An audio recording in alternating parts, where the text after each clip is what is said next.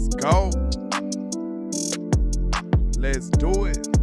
What's happening? What's happening? We trapping. Shout out to everybody rocking, man. I hope everybody's having a good day, having a good morning. I can still say morning on my side of the world, you know what I'm saying? It's 11:54. It's not quite noon yet. So, hey, it's still morning time over here. How y'all doing? We got HTM Sports in the building. What's happening? Man, status mug this morning, man. What's good with y'all? The liquor store is open. A lot of us gonna have to drink away our sorrows and drink away our problems this morning. The Dallas Cowboys keep making new problems for everybody. Like, why do you do some things that y'all do, man? I just don't know. The world may never know, man. The world may never know. It's like they take 2 steps forward and take 4 steps backwards. For some reason, they think that's smart. But hey, you know, I guess we'll have to learn. We'll have to see what happens, how it develops, and how it materializes in 2024. Yikes. Big news just dropped, man. But first and foremost, we got to make sure these haters doing the most what they was put on God's green earth to do, and you already knew that's hate, man. Hit that like and share for the squad. It will not charge a card. Let's get this trap in the liquor store jumping now. Y'all hit that button, man. Let's get it. Yeah.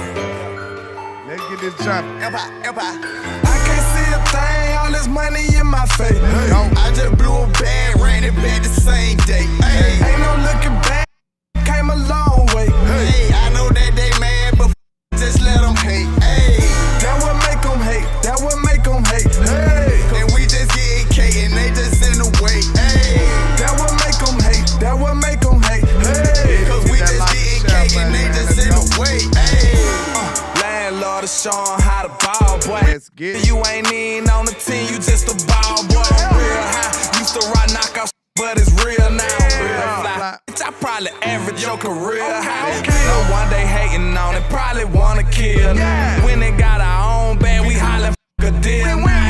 Long little CEO, CIP the dollar. Took my brother, that made me go harder. That turned me to a monster. Now I'm focused on the comma. Now I'ma run up them comma. For the summer, run up them numbers, I know that they hate the way a ball, man. Rockin' all this ball, man. Street made on the chain. I can't see a thing, all this money in my face.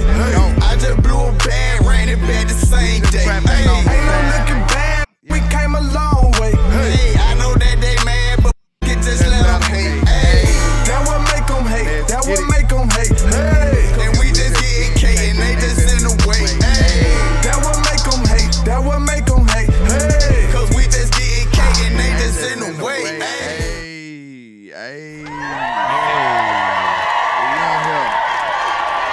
Now you might think you at school or maybe even at home or watching us through a phone, but I promise you, hey, it's Cowboys college, baby. Let's get it. Make no mistake about it, man. We just got the terrible news, in my opinion. This is not good news. Some people might think it's good news, but hey, I would beg to differ. Tyron Smith, the reports, it's not officially official, but it is coming from a respectable, credible source. By the way, who was that source once again? Before we get to spewing this type of stuff real quick, let's see. Ian Rappaport. It don't get too much more official than Ian do. You know, everybody knows Ian Rappaport. So it says Tyron Smith likely done in Dallas, and that just drastically changes everything, right, HTM? That changes everything. Every draft strategy that we just had, it changes everything. So how you feel about it, man? I'm in a state of shock right now because one thing that I expected from the Dallas Cowboys was to go with the cheap but effective production of Tyron Smith. The man just made an all-pro selection this year, man. He was considered to be one of the best left tackles in the National Football League. He played double-digit games, and he was available for you in the postseason. So, you know, he checked every box for me. And listen, I would try to get rid of Tyron Smith at one point. Like last offseason, if this news had came out, I would have lived with it because he only had played a handful of games. He only had played like two games that year. But he played double-digit games this year. He had an all-pro production. He only gave up 1 sack. He was a pillar on protecting Dak Prescott on that left side. And, you know, they had found something that had worked. They stopped him really from practicing throughout the week. So I expected them to still get a late round tackle or continue to develop Austin Richards to have a backup plan for him. I did not expect for him not to be here. So my next question is, what next? Are you going to go out there and use pick 24 to get a left tackle? Are you going to look at trade scenarios to bring in another left tackle? Will you utilize free agency? Will you say, I like our guys, and give Austin Richards an opportunity to play left tackle? Or are you going to, take Tyron Smith from his spot at left guard, move him back to left tackle after he had an all-pro season himself at the guard position? Like, what kind of upheaval are you going to put your offensive line into now since he's gone? Man, listen, man. I'm over here just thinking, like, I'm really puzzled about what our order of operations finna be, man. Because, listen, man, I'm going to tell you this right now. Name a list of teams that got more than 3 Pro Bowl to All-Pro offensive linemen on their football team. It wasn't many. And all we doing is talking about getting more offensive linemen. Trap. Now, I ain't gonna sit up here and act like offensive line wasn't a problem, but you ain't gotta be dedicating that many resources to it, bro. Like, after a while, you need to be doing something else. We've been doing this for years. We've been drafting offensive linemen for years. We done been penny pinching for so long that now they done got old. Shit. We done been messing around so long, not going for the gusto for so long, not for actually trying to go win it and go risk something for so long now that we done played with these people career. So, like, this all I'm saying, man. You won't be able to find a team with more proven players than we got on the O-line. And you just let an all-pro go. You just let the second best tackle in football walk. And y'all just told me offensive line was a problem. Trap. Now, it's 2 things we can get from this, Hen. It's 2 things we can get from this. Either they feel way more strongly about offensive line and our offensive line depth than we do, or they just plain old stupid. Trap.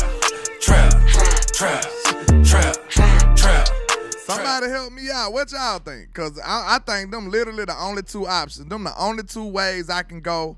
Those are the only 2 things I can even think of. I can't even paint another scenario to make this make sense. I'll say this.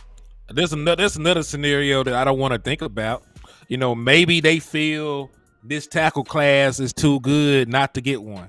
And you use a first-round pick on a tackle, you want them to play.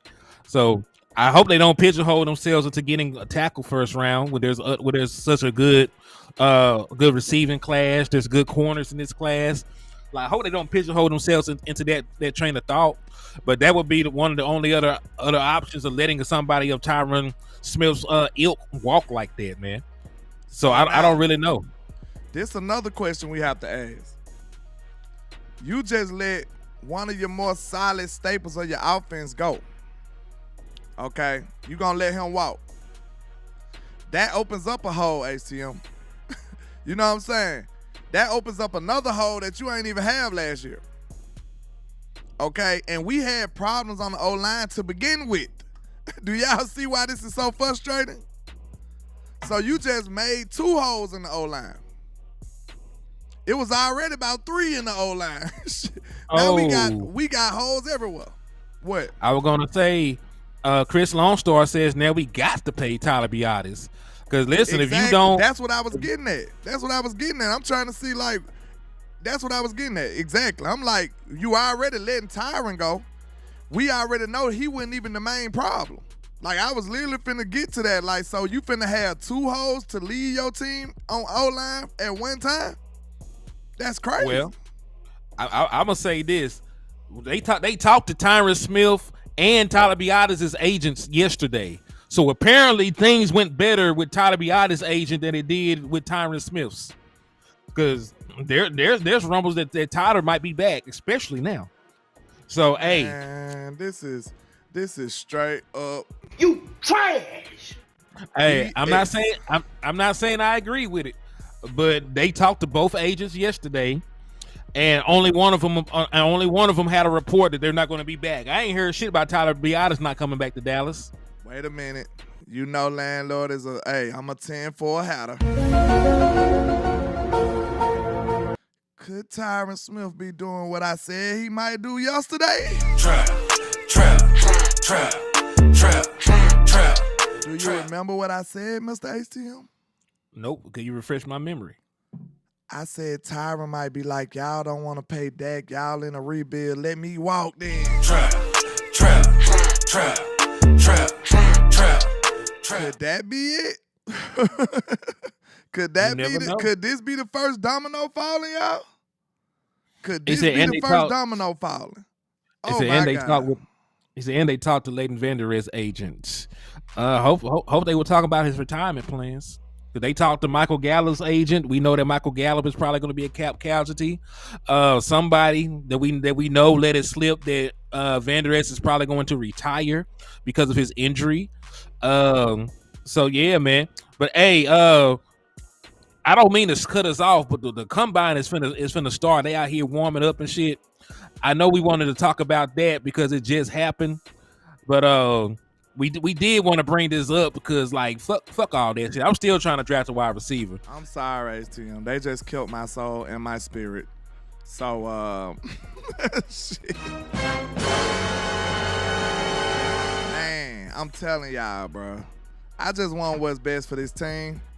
And they just creating problems and creating holes. That was a terrible decision. Because even if you don't look at Tyron as something that you can depend on, you can't tell me the second best tackle in football ain't a great depth piece. Trap. Now, it'll be up to him if he want to be a depth piece. So that might have been a dilemma in between their negotiations too. But, man, this is not smart team building right here. This is not smart team building. I don't care what nobody say. Now, I know a lot of people want Tyron to leave. They saying, Boston was saying that he was a progress stopper. But I think I talked him off a ledge. But, man, I don't see how this is smart team building. Letting go a second best tackle in the league. This man finna go to the Chiefs and win multiple Super Bowls. Trap. Patrick Mahomes just got a text. He like, what? The Cowboys did what? Shit. They let who go? Boy, Patrick Mahomes jumped on his bed. Boy, that boy jumped from the floor to his bed, flat-footed, and said, what? They let who go? Shit. Man, Andy Reid was already on the other side texting him like, yep, he coming in for an interview tomorrow. Like, shit. Man, they already on that. Like, bro, this is terrible team building, bro. But like you said, I'm gonna play devil advocate one more time before I remind everybody how this is some old bullshit. Takes two to tango. Yeah. That's the only thing I will say about that. So they brought him in to talk about a contract. They were very vocal about wanting him. Something in between that, in between them saying that and them announcing that he won't be back happened. Like it don't just go from, hey, we love you, we gonna rock with you, we committed, to fuck that nigga. Like something happened in between now and then. Maybe he wanted a little bit more money. They were willing to pay him. Maybe he didn't want to have his contract tied to the number of games that he played. But remember, he missed out on a bunch of money last year from not playing games, right? Because he had snap incentives and stuff like that. So you never really know, especially at this age, man. Like Tyron Smith at the point where his kids want cars, he getting ready to send kids to college and shit. Like I don't know. I don't know. Retiring, man, this is a terrible decision. I'll say that. And you'll see him with one of these great quarterbacks that's still in the league. Somebody like A-Rod, somebody like Pat. He might go over there with Burrow or somebody, Josh. He gonna go protect one of these top-tier quarterbacks and probably do damn good again. You know what I'm saying? It depends. So, I just hate it. The only thing I'll say is, will they be able to keep Tyron Smith healthy like we kept him healthy? Because we have the best medical staff, and that was a choice. So I don't know. That's the only thing I would say about him elsewhere, but he was still a damn good player here. Like I like his fit here. Well, but I'll say one negative thing about it. He might not be able to not practice nowhere else though. I might give y'all that. He might not be able to not practice nowhere else though. So he's finna have to go practice full time and play games. So he might give somebody a great half a season of football though. Like towards the playoff stretch. That's probably where he finna be. You never really know. My boy Dwayne in the building. What's up with you? He said they're gonna sit down and offer Leighton Vander Esch that kind of contract, depending on how many games that you play, like they did for Tyron Smith. Well, Leighton Vander Esch is actually under contract, so they might work a restructure out. But like we have a very believable source that said that man gonna call it quits. Yeah. I think it's over for Landers. Vander Esch, man. I ain't gonna lie. They getting ready. They finna do something. Is this the 40? Is this finna be the 40? I think it is. I think they're lining up for the 40 right now. Yep, 40-yard dash coming up.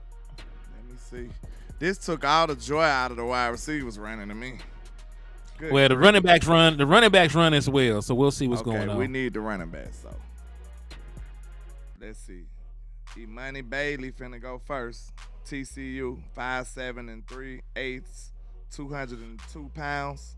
Running back Out of TCU. He's bigger than Little Legs. He's not by much, but he's bigger than Little Legs, so I'm interested. How tall Little Legs is? Like 5'5". I thought he was like 5'2". Don't play with that man. Oh, my bad, bro. I mean, you already done said the 4-2 toss was the best play in the playbook. Most potent play in the playbook, bro.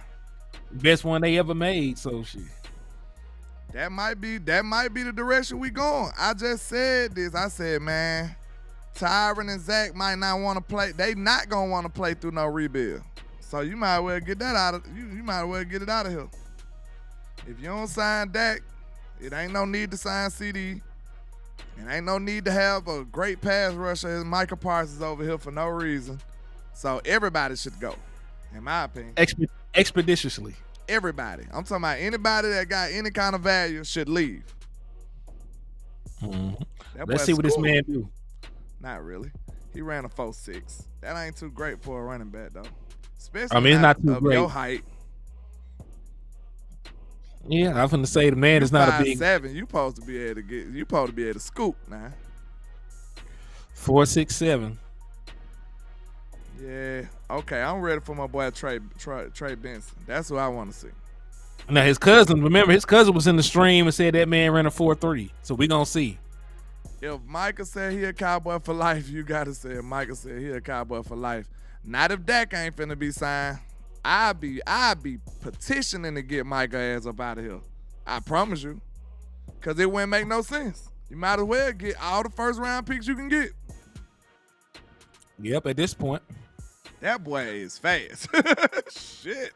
Yeah, he ran 4.39. Close enough. 4.39. Sheesh. Trey Benson, you're a Cowboy. I just seen how explosive that boy was coming out the line. I said, oh yeah. Yeah, he's fast.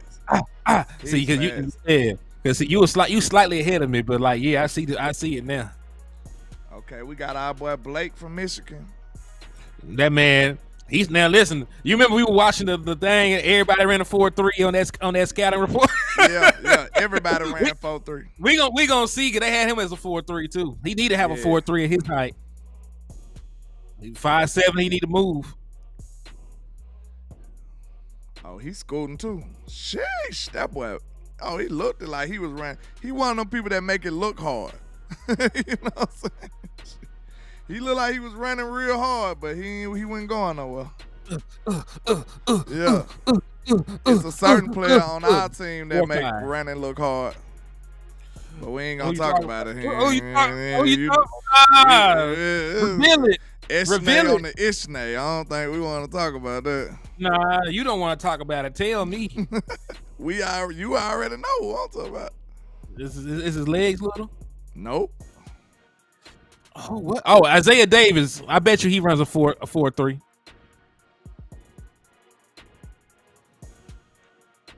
He may or may not be on this screen. Hold on. Ugh. Damn, this man didn't even click. Let me see. Yeah. Well, you know you ahead of me, so I don't know. No, the guy that make look like it's hard to run may or may not be on our screen. Oh, don't do that shit. They don't want that smoke. Man. He went Right, even let me fast. see. He ran a 4.5, boy. Wow. That boy That's ran a disappointing. 4.5. That's disappointing. Let me see it. This is just now finna happen on my end. Damn, they ran a 4.6. That boy was scooting, Nope. looked like it, but you know. It did not go anywhere. Them boys make running look hard. All right, Ray Davis is up next. I'm interested in him. I'm interested in him too if he runs a decent he 40. came out. Hey, he explosive now. 4.5 though. He explosive though. He came out with a good start and then it looked like he started sailing backwards. Well, Trey Benson is at the top of my board right now. Not just because of the 40. He was my favorite running back to begin with. So the 40 I thought your boy. I thought Bucky Irvin was the boy. But I like Bucky, but I think Trey will be like a more of a bell cow type back. I would love to have both of them. Hey, I like Audric Easton. Let's see what he runs. He's shorter than I thought he was. He ran way too high and came out way too slow. Yeah. What did he end up running? You want to know? I'm finna see it anyway. He ran a 4.7. Ugh. Yes. That man don't look like no 4.7 on film, but damn. Bro, he came out running with his head down with a slow release, running real high. It looked bad. It didn't even look good. He's not a natural runner. Ooh. But pay attention. This is all about running though. You know what I'm saying? Like this ain't about football. That's the whole difference to me. This guy's supposed to be fast, so let's see what he do. If you got people high from football film, don't take them all the way down because they can't run pretty like some of the other people. So don't take them all the way down now.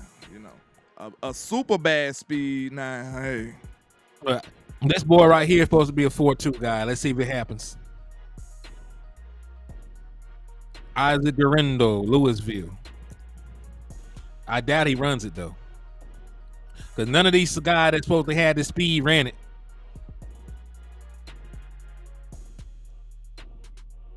Let's see what happens. I know, like I'm still watching him too. I like you been done said something by now. Oh, that boy's scooting. He's scooting. Yeah, he's scooting. Yeah, he's scooting. He start like the only thing is what makes this not too legitimate far as like ranking a player if he good or bad or whatever like that. You got to think about this. You're not coming off the ball like that. You know what I'm saying? You're not coming off the ball out of a track stance. You know what I'm saying? So you got to take that into consideration. So it's not like we doing, and then you got shorts on. Go ahead. And then I'm finna say you're not going to be running a straight line most of the time anyway. The hole might be over here. You might have to cut back, hit the hole, make somebody miss. Like it's not just straight line running to be a running back. George Halani. I ain't never heard of him. He ran a 4.5. But Bucky, he ran a what? Boise State. That's why you ain't heard of him. He ran a 4.5. All right, Bucky Irvin up next. Oh, Bucky finna blow this out the water. Bucky finna blow this out the water. I think Bucky might be a 4.3, 4.2 guy. Even if he ain't, though, he's so quick, bro. It don't even matter too much. 5'9", 192. He finna run a good 40. He blazing. Nah, he ain't. That ain't ran a 4.5. Bucky? Yeah. Yeah. I think people be getting off to good starts, and then, you know, they start tailing off a little bit. These boys ain't track runners, though, bro. Like, that's what it is. Like, then it's a different adrenaline when you playing football and somebody chasing you, opposed to just running. You know what I'm saying? Like, I know you ain't scared for your life, but it's just another energy that's coming with it. You like, oh, you know what I'm saying? Your instincts be kicking in. So it's a whole different feel compared to running a track line than playing football. Like, it really is. That's how a lot of teams get tricked like this. They put way too much stock into this. DC for Life, Texas, celebrating 4 months of being a trapper, man. Salute. Hey, man, salute, man. I appreciate you, Mr. DC for Life, Texas, man. Being a member, man, y'all just don't know. It really goes a long way to help support what I do here. So I really do appreciate you, man, and your membership, man. Thank you. Appreciate that, sir. Let me know when Cody Schrader gets up here. That's who I'm interested in seeing. I ain't never heard of Dylan Johnson, but he just ran a 4.6 out of Washington. I'm going to say he played for Washington, so he just played in the national championship.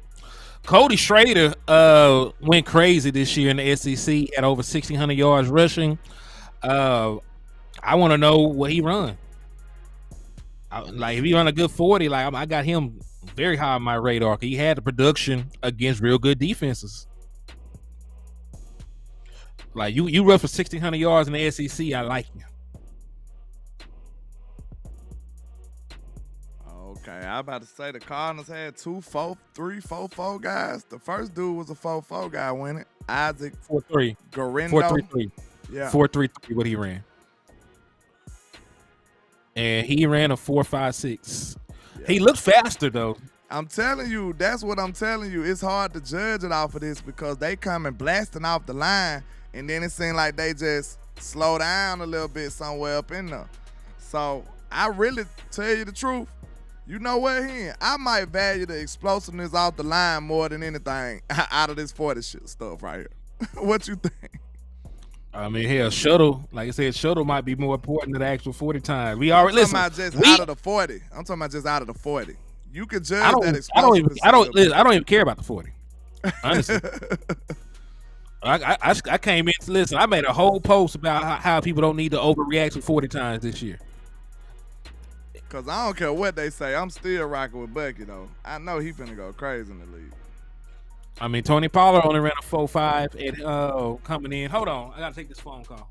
They said he supposed to been they said he's supposed to been a 4.3 guy, though. Say he had something going on with his leg. But we got Dylan, some L word, out of UNH. And he just ran a 4.5.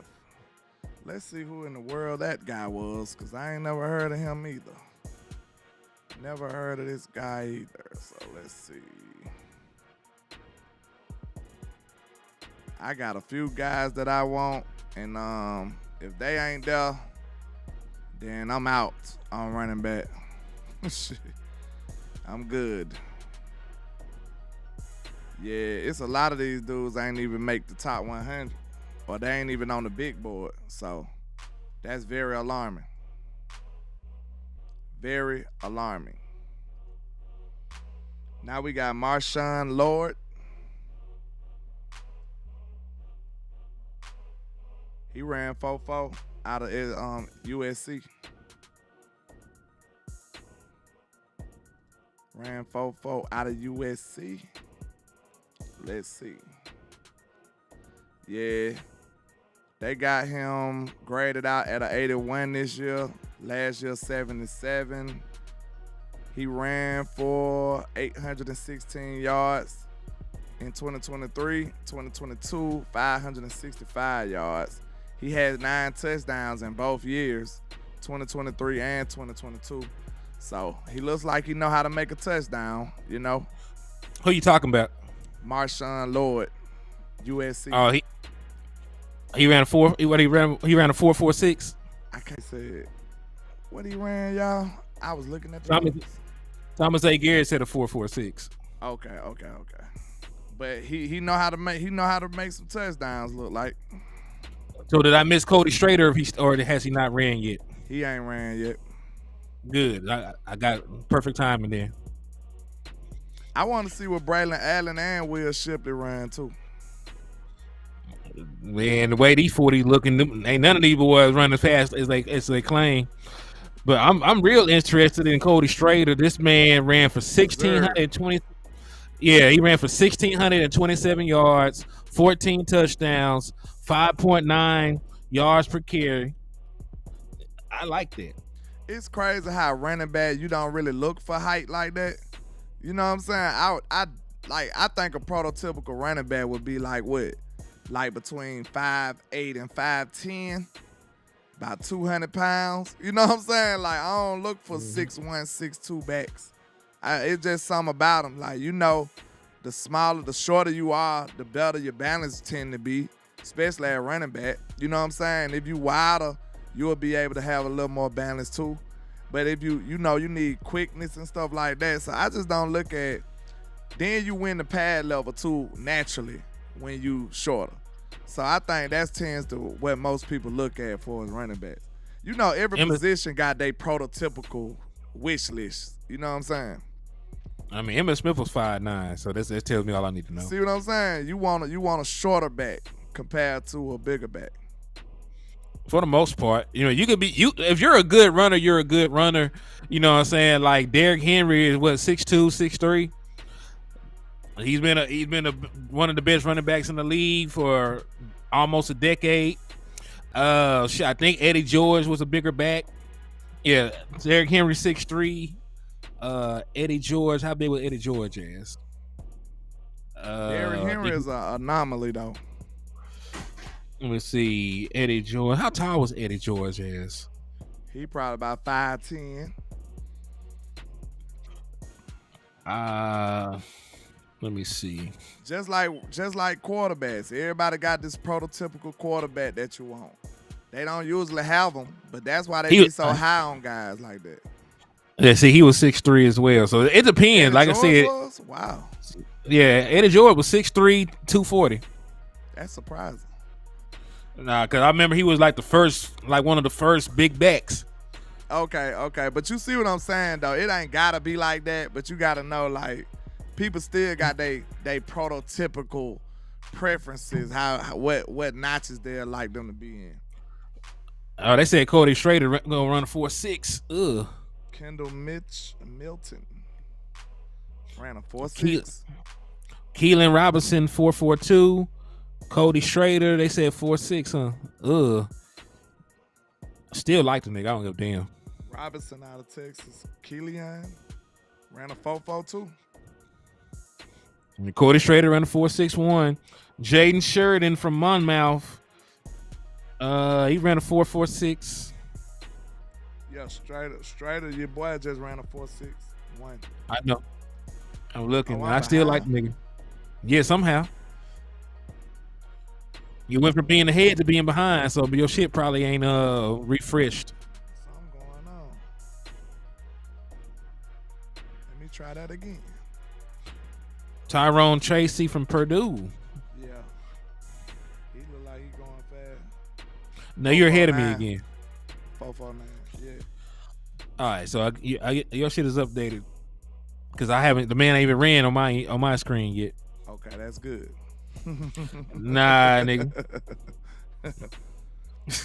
Choctaw, was it a bad message? You got me scared. Last time the members got a message, they snatched my whole channel off of the thing. So what did they say? What did they say, Choctaw? Don't be alarming. We are preparing to shut down land. Like, don't do that, bro. I ain't did nothing but show some film. Which they did flag us for, so you know. True. They hating us out. He said, nah, go look. It ain't gonna send it to me, Choctaw, own thing.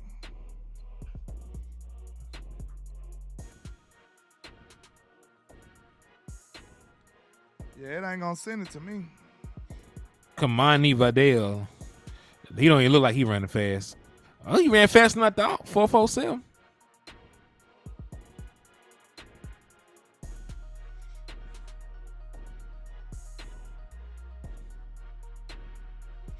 Michael Wiley. Oh, Jalen Wright coming up. This is the one we gotta look for. Tennessee, right? Yeah. Jalen Wright from Tennessee. This the one we want to see.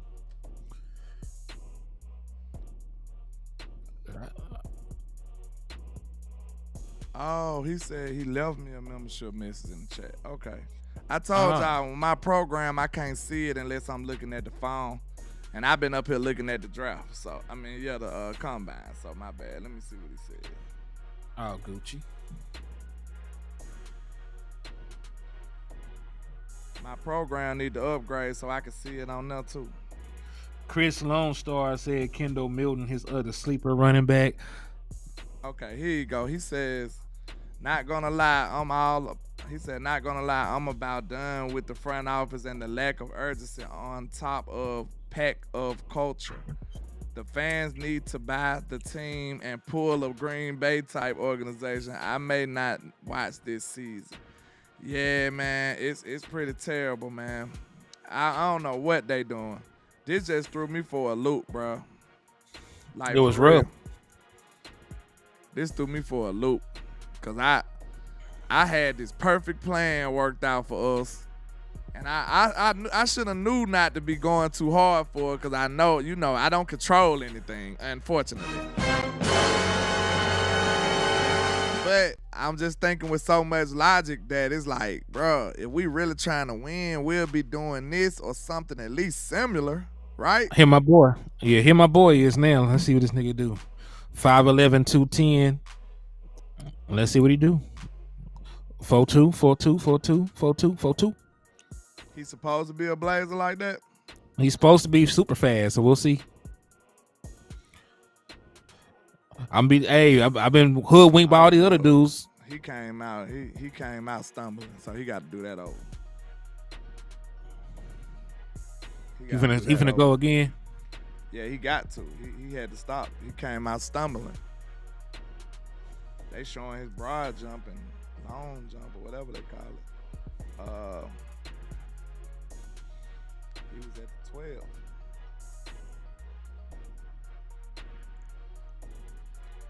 When you come to the combine high. I'm just playing. Man. That would have been funny. I think that's is that the dude who said he don't believe in space? I think that's that's a safety. A safety said that shit from Texas They Tech. just look alike. That's what it is. Are you trying to say every nigga with dreads look alike? Nah, they actually look alike. Like they actually look alike. I'm milling. You don't look nothing like me, sir.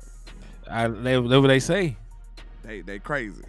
Cause they are crazy. God only made one. You know what I'm saying? Thank God. He only made one. Thank God only made one. That dude got a weird way he ran, but he still ran a 4.4. Yeah, he's slower than I thought, but he's still explosive. He looked weird running, bro. He run bow-legged. He looked very awkward running, bro. Bow-legged as a mug. Like, we be talking about all this elaborate stuff, but then like something like that could hinder you in football. For real, like you just a clumsy, slew-footed. He be tripped over grass and fumbled. Good Lord. I wonder how many times he failed in college, because that's the end of the play. So he probably screwed up a lot of stuff. Like, dang, that would have been a 75-yard touchdown, but you failed. Oh no, he had 1,000 yards this year. Like he hit his hit. They're gonna run the second one, okay. Eman Bailey and stuff. They going back to him the second 40 time. You need to run a better 40 time than that, man. Hope you hit the roids in between. What? He went and hit that needle. Like, give me some power. Oh, he went weird too. You can tell some of these dudes just don't know how to run. See, this I ain't knocking these boys for this, man. I ain't knocking these boys for this. It looks so unnatural and so uncomfortable for these dudes to be doing this, man. Like, if you do look good running like this, I probably take points away from you. I don't know at this point. Like, boy, you a track star. You ain't no football player. These dudes, some of these dudes don't look like they even know how to run. Like, for real. And that right there, that should tell you a lot. I mean, you got to think about it. They're not used to running. Bro. Yeah. They're not used to running in that form. They got a ball in their hand. Yeah. Everything else. Equipment on. Like it's different. It's different. Like, that boy Blake look like he running with all his soul, boy. And ran slower. Hold on, why Allen ain't run? He must just didn't want to run. I just thought about that. That nigga did not. Lord forgive me. Braylon. They ain't want to run. They probably elected not to run. Yeah, he will not run a 40, but will participate in positional drills. That man know his 40 ain't gonna be worth a damn. No, he finna run a 4.8. Yeah, I already know it. You're like, nah, I'm gonna let them use their imagination. Use the film, sir. I mean, Braylon Allen had 1,268 yards, 1,242 yards, and then 984, and he done had double-digit touchdowns every season. I don't need to see him run a 40. I don't blame that man. Yeah, like stand on the tape in my production. I don't blame that man. And he's almost 250 pounds. I wouldn't run a 40 either. Oh no, 40 ain't even his game. Yeah, I want to see you run. Yeah, I want to see you run to somebody's face. I don't care about that 40. 40 ain't even his game. We got to see you on the bench, like on that weight bench, and you know what I'm saying. We got to see you like that, not in the 40 game. But in the middle of this though, right? That's on commercial on my end. Y'all make sure y'all run those likes up in the liquor store and the trap. Make sure y'all run those shares up in the liquor store and the trap. Make sure that y'all gonna slap the shit out of an Eagles fan, and make sure that y'all slap the shit out of those Cash App and Super Chats, man. Facts.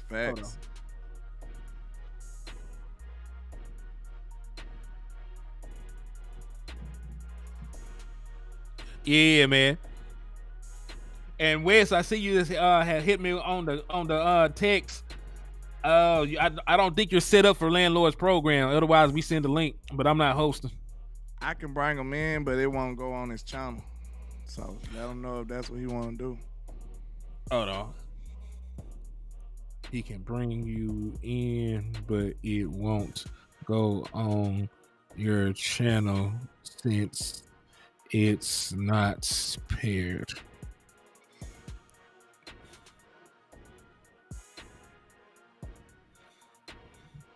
Yeah.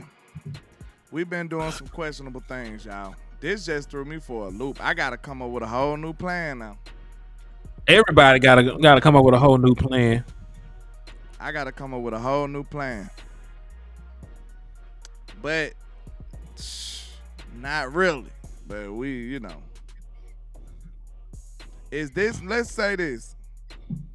We know we seen that they didn't do it. But like, I just can't stand the Cowboys.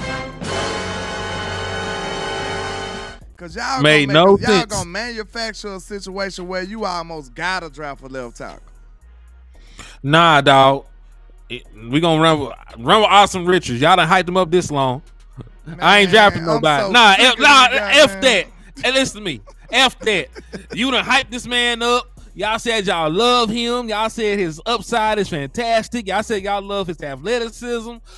F that. Go ahead, throw the man out there then. I ain't trying to hear none of that. We ain't have a whole.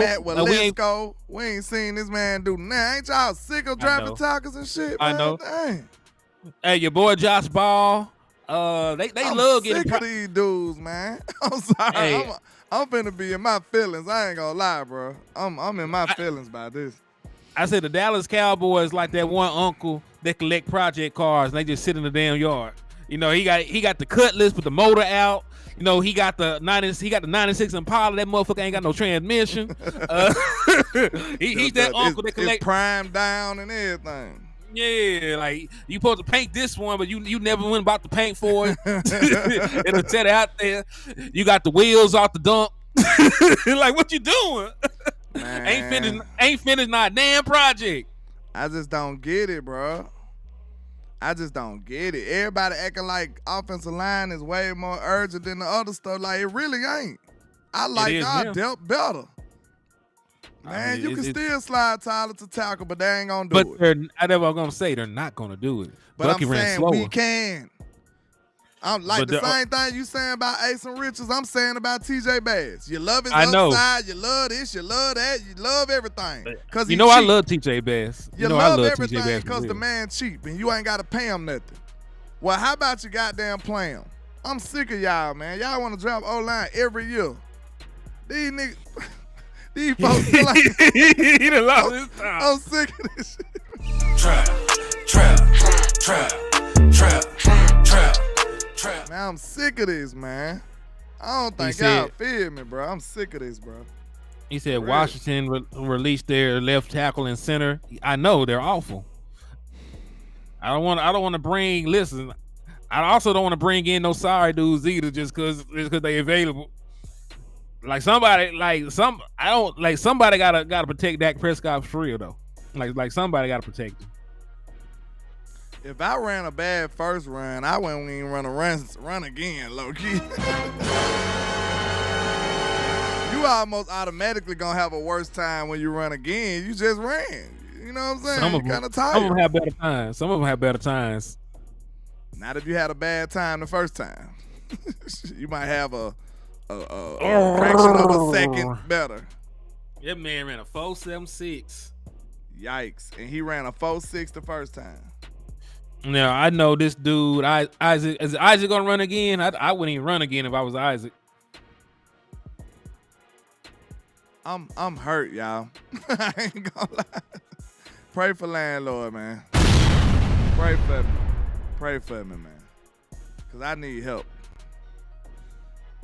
Wes said send the link. Where? He just said it in the yeah, you can send him the one I sent you, I guess. I don't even know how that worked. See if it worked. If not, I'll let me send see. another. Let me see if it worked like that.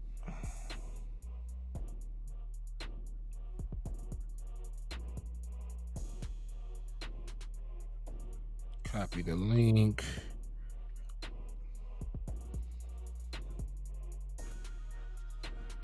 I'm sick of these people, man. Hey, Wes, I sent it to your phone, man. So much capital going to the gosh darn offensive line, and they still bad. Yeah, you're gonna have to replace your Hall of Famer, who was a future Hall of Famer, made an All Pro selection this year. Only gave up 1 sack. Was pivotal in every aspect of the game: run blocking, pass blocking, and you just gonna let him walk. I almost want to sit up here with my arms folded. You know when you can look at somebody and they clearly mad and upset? Sit up here just... If you can't do nothing, bro, you can't even do nothing. It's terrible, man. All we can do is sit up here and let it happen. Making terrible decisions. That's what you're doing. Is that Wes right there? Yes, it is, Mr. West Coast. Let me see if I can get him in here. Hold on, wait a minute. It's saying... I know I'm finna mess something up, but let me see. I know, but I'm gonna pray for you through this process. Yeah, I know I'm not good at this, so let me see. Okay. Nah, I shouldn't be doing too bad. Let's see. There Say some you words. Say some words. I hear your sound effects, so. Can you hear me? go. Yeah, Yes. yeah, we hear you fine, bro. Instead You of can hear me, yeah? Instead of blocking you, we gonna block Yeah, Michael. yeah. Let's do it. All right. So now I got these boys on the line. I want to know why the hell I keep waking up to y'all on shows already. You feel me? You Cause two you hours You back. stay. You stay two across hours Bruh, the it don't matter. It don't matter, bruh. It don't matter. Hey, he said, "Why we be on shows already? Because you be asleep." It's 2 hours What? back. It don't matter. People be sleeping and they wake up all the time. Some people don't. Some people don't, though. Hey, thank God. Praise God. Amen. Hey, There was a word. There was a God. word from Pastor Landlord in the Trap. Praise God. You gotta hit Yeah, them like beats. you be sleep and then you wake up. See, I be treating Saturday like West Coast off day. I don't even be bothering cause that's why we be doing the Cowboy college early in the morning. Like this nigga ain't finna get up at no 10 o'clock our time. Yeah. It's 10 That man for up you, here. It's 12 That man. for us. West Coast got 30 businesses. He talking about he gonna be here. He won't. Cause it's out here hustling. Got a lot going on. Cause just went to sleep. You know what? Hey, that's true too, though. So hey, your cousin love you. He ain't gonna ever lie on you. We gonna tell a joke, but we ain't gonna tell no lies on each other. Yeah, that's true. I ain't gonna lie, that is true. I literally did go to sleep. I went to sleep and woke up all within an hour ago. Yeah. They said you had a Donald Trump type quote. You go to sleep and then you wake up. That's profound. Hey, it's the most. Hey, listen, they be the most epic, common sense things you've ever said in your life, right? That shit was profound though. You go to sleep and you wake up. Hey. When that boy DMX said, "Hey man, when it rain, just get wet." You know what I'm saying? That's what DMX said. I said, "Damn, X, that's real, bro." Can your boy Cody recover? Can your boy Cody recover? ATM, let's see. Probably not. Nah, he did worse. 469. But man, where's I gotta get your standpoint on this, man. What? You know what? Oh, Tyron Smith? Yeah. I mean, I ain't gonna lie. I was literally about to do a video, and then I saw you guys live, so I was like, man, I need to get on here and go ahead and go live with these dudes.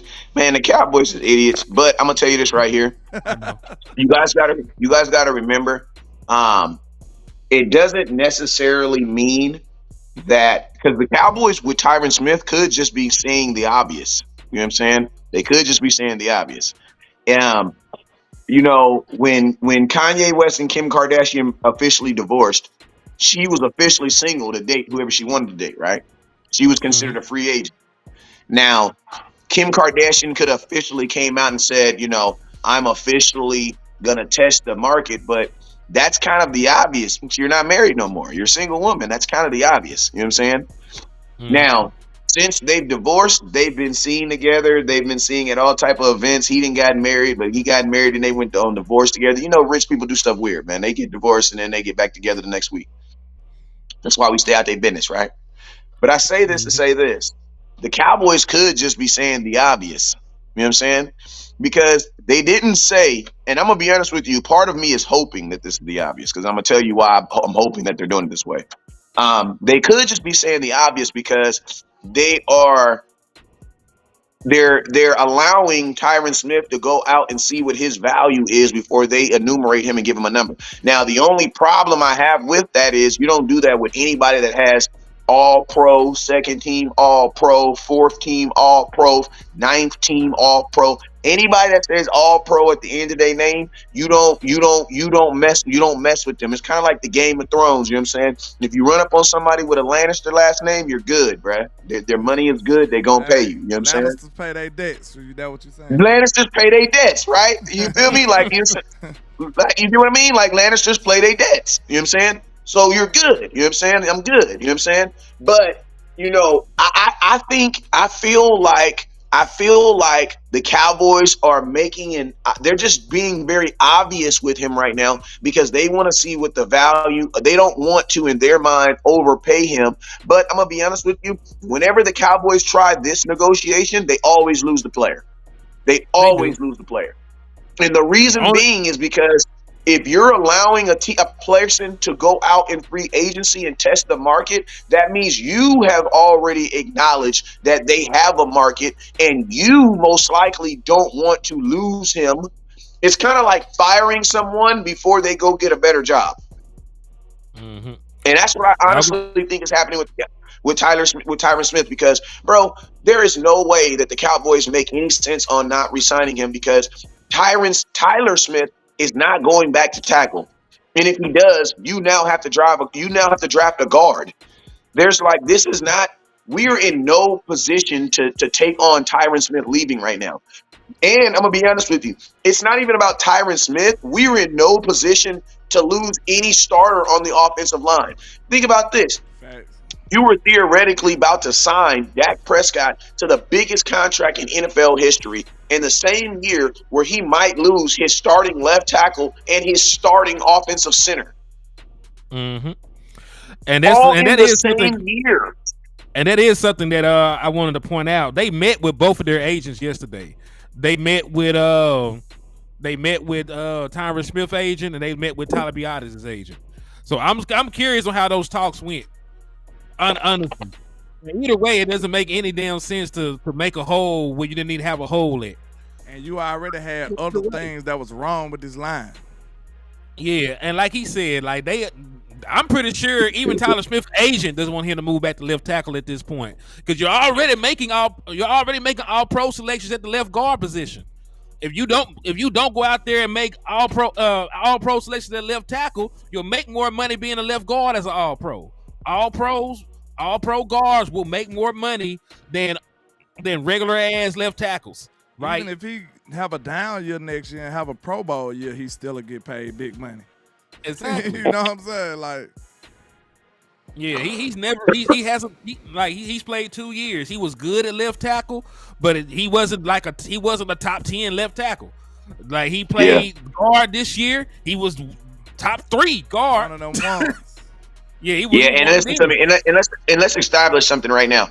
I don't give a damn about him being injured because right now you're about to replace an injury-prone player with nothing.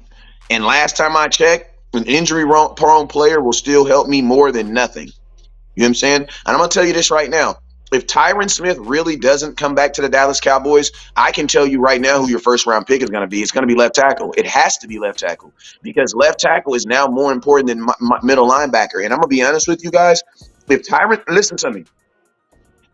If Tyron Smith doesn't come back and the Dallas Cowboys do not find a replacement who can play at the same level as him, you are now a worse team. There's no way to cut that. I mean, you're not going to find a player that's going to play better than Tyron Smith. He was second team All Pro. You can get younger, but you can't get better. Theoretically, to get better than Tyron Smith, you would have to get a first team All Pro. You would have to get Trent. Yeah, that's what I'm saying. You have to go get Trent. That's the only one. But you can't. Yeah, you just can't get better in 2024. You can get younger and hope that he gets better down the line, but you can't get better than what you had at Tyron Smith in 2024. It just doesn't actually make sense. I honestly don't even think we got that much hope though, Wes. I think he gone. For them to say it the way in the manner that they said it, I think he out. They saying it's the end of an era. Know what I'm saying? It sounds like they got some differences that they can't find middle ground on, and it's over with. You know what I'm saying? It sounds like he's gone to me. And I mean, can I add this in there too? Go ahead. The timing is crazy too when you think about it, bro. They met with the man agent yesterday to try and work something out, and then today they dropped that news and they had all their former meetings were tackles. Well, that just means, but you know what that means though. That just means that the Dallas Cowboys tried to bend Tyron Smith over, and Tyron Smith was like, "Nah, I'm fine." Good interception, son. That's exactly what I'm thinking, bro. That's exactly what I'm thinking. Cause I was telling landlord before you came in here. Today's information? Because I'm gonna tell you this right now, right? Who do you think put this information out? Do you think Tyron Smith put that in? I don't think the Dallas Cowboys put it. You know what I'm saying? I mean, Tyron Smith didn't put that information. The Dallas Cowboys put that information out. The reason being is because you got to think. You got to remember. The reason being is because the Dallas Cowboys are selling Tyron Smith on the exact same thing that every abusive boyfriend sells their girlfriend, and that is you ain't gonna find nobody better than me, and don't nobody out there love you like we do. You know what I'm saying? And guess what Tyron Smith is gonna have to do? Tyron Smith's gonna have to go out there and prove it. And I'm gonna tell you this right now. If he does get a bigger contract, you know what the Cowboys are gonna look at? The same thing they did with La'el Collins. You know what I'm saying? The Cowboys, unfortunately, man, we have done too many wrong things right, so that now that it's almost a part of our process of doing things. You know what I'm saying? It's like, when I tell my kids on how to do something and they don't do it correctly, I promise you I'll be praying to God that they don't die, but I'll be praying to God that they fall flat on their face. You know what I'm saying? Why? Because sometimes you will do things wrong so oftenly and so many times that will become your new process. Why? That will become your new process. You know what I'm saying? That will be your new process of doing business. And like the Cowboys right now, the hole that we have at middle linebacker and the hole that we have at other positions to create another hole where you've already shown that you cannot replace holes or you cannot fix them, bro. This could literally be something so detrimental that this could be the reason why your offense does not move. Because think about this, you weren't good enough despite having him. Now you're trying to be better despite not having him. And I'm going to tell you guys this right now. I don't give a damn about he's always injured. No, he's not always injured because he played 13 games this year. The word always means all the time. You know what I'm saying? Obviously, he's not injured all the time if he played 13 games. And I'm going to tell you this right now. More importantly, tell me the last time Tyron Smith missed a playoff game. He hasn't. Tell me, listen to me. You guys always tell him how we don't give a damn about preseason anyway. We don't give a damn about regular season anyway. Y'all don't give a damn about regular season. Y'all can care less. Listen to me. Dak Prescott was the second best player in all of football last year, man. All of football. He was the second best player. You know what y'all said? I don't give a damn about that. That was the regular season. What can he do in the playoffs? Okay, well, guess what? Tyron Smith don't play in the regular season. You want to know why? Because he plays in the playoffs. I want people to know this too, man. I want people to know this. I always said this, and it was kind of funny because it was just outrageous. It was outrageous, but at the same time, man, the way Dak Prescott play football with Tyron on that field, bro, you gotta just see it to believe it. Like Dak don't be concerned about nothing on the left side, bro. He 100% trusts Tyron Smith. When Tyron get beat, Dak be getting clobbered, bro. Go back and look at that stuff. Yeah. Dak, he ain't paying no mind. He like, yeah, that's good over there. Do you know sold up? Do you know how much And better listen, that makes? and I'm gonna tell y'all this right here. Don't you know how much better that makes Dak Prescott, man? When he can wholeheartedly trust that his left side is good. Like, that's why it be doom and gloom when somebody finally beat Tyron. Like, they clobber Dak in them situations. So now you mean to tell me you take that trust away from him and replace him with a rookie? I don't like that at all, bro. And I'm gonna be honest with you. Right? Like, this is the thing that people keep on saying. He's always injured. Like, listen to me. Everybody in the NFL is always injured. That's why they only play 17 games. There's a reason why the NFL can't play 82 games, because it's the most physically taxing sport in all of football. So guess what? It doesn't matter. Dak is always injured. Dak hasn't played a full season since 2020. Tony Pollard's always injured. Freaking Jake Ferguson's always injured. Zach Martin is always injured. Tony Pollard's always injured. DeMarcus Lawrence is always injured. CeeDee Lamb is always injured, bruh. CeeDee Lamb ain't played a full season in the last 3 years. What are we talking about, bruh? Everybody is always injured in football. Tony Romo was injured his entire career. Dak ain't gave you a full season. Like, this year was his first full season, if I'm not mistaken. And since what? Since the injury? Dak missed at least 2 games every year. You know what I'm saying? So it's like, listen to me. I don't care if someone's injury. Are they injured right now? Is he injured right now? And I'm going to ask you guys a question. How does your team look when he's injured? Does your team look better? Okay, so if your team doesn't look better when he's injured, why would you want to see your team when he's not there? That makes no sense. You guys just want good players off this team because they can't stay healthy. The reason they can't stay healthy is because they're playing all the time. Like that's like, it's like you got like you guys don't understand the yin and yang of life, man. This is like the yin of yang. If you're a boxer and you throw a lot of punch, like it's like baseball, bruh. Did you guys know that Babe Ruth led the league in Major League in home runs, but he also led the league in what? Strikeouts. Why? Because you can't have one without the other, bruh. It's just how it is. Listen, somebody every had a single good point on the thing. They say what's his run blocking grade. He did grade out at a 6 to 8, but I promise you, we didn't run behind Tyron that often. And when we did, we was productive on the left side. You don't need Tyron. Just to be you don't need Tyron Smith.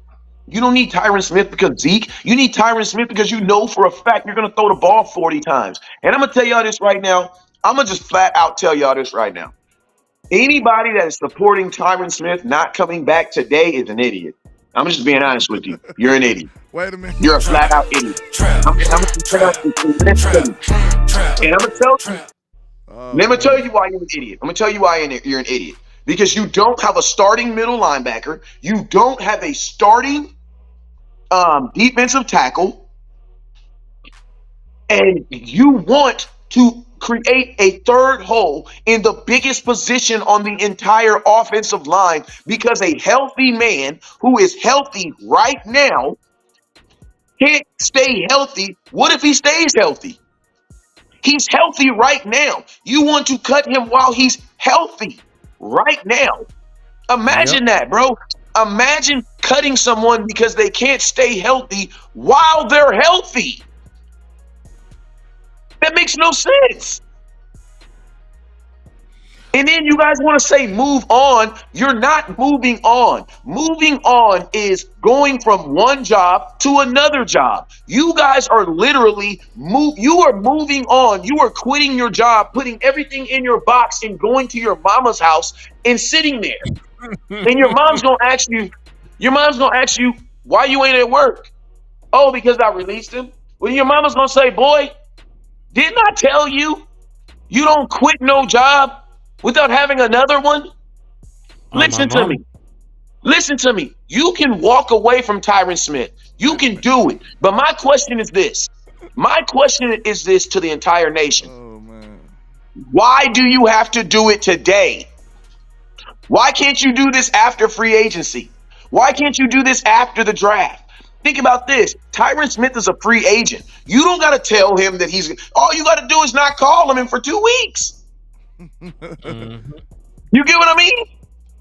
You don't have to officially. It might have been Tyron though. I'm getting it. This is not Tyron Smith. No, this is not Tyron Smith. Wait a minute. After he met his agent, that's what it's kind of indicating. It's like Tyron might have been so insulted that he like, man, screw this. I'm out of here then. No, he can't. I'm gonna tell you why. He can't, because he can't say anything on his free agency until March 15th. That's against. He can't. He can't, bro. Why would Tyron Smith and Tyron Smith's agent literally get themselves in trouble? They know free agency don't open till March 15th. Don't it feel a little reactionary?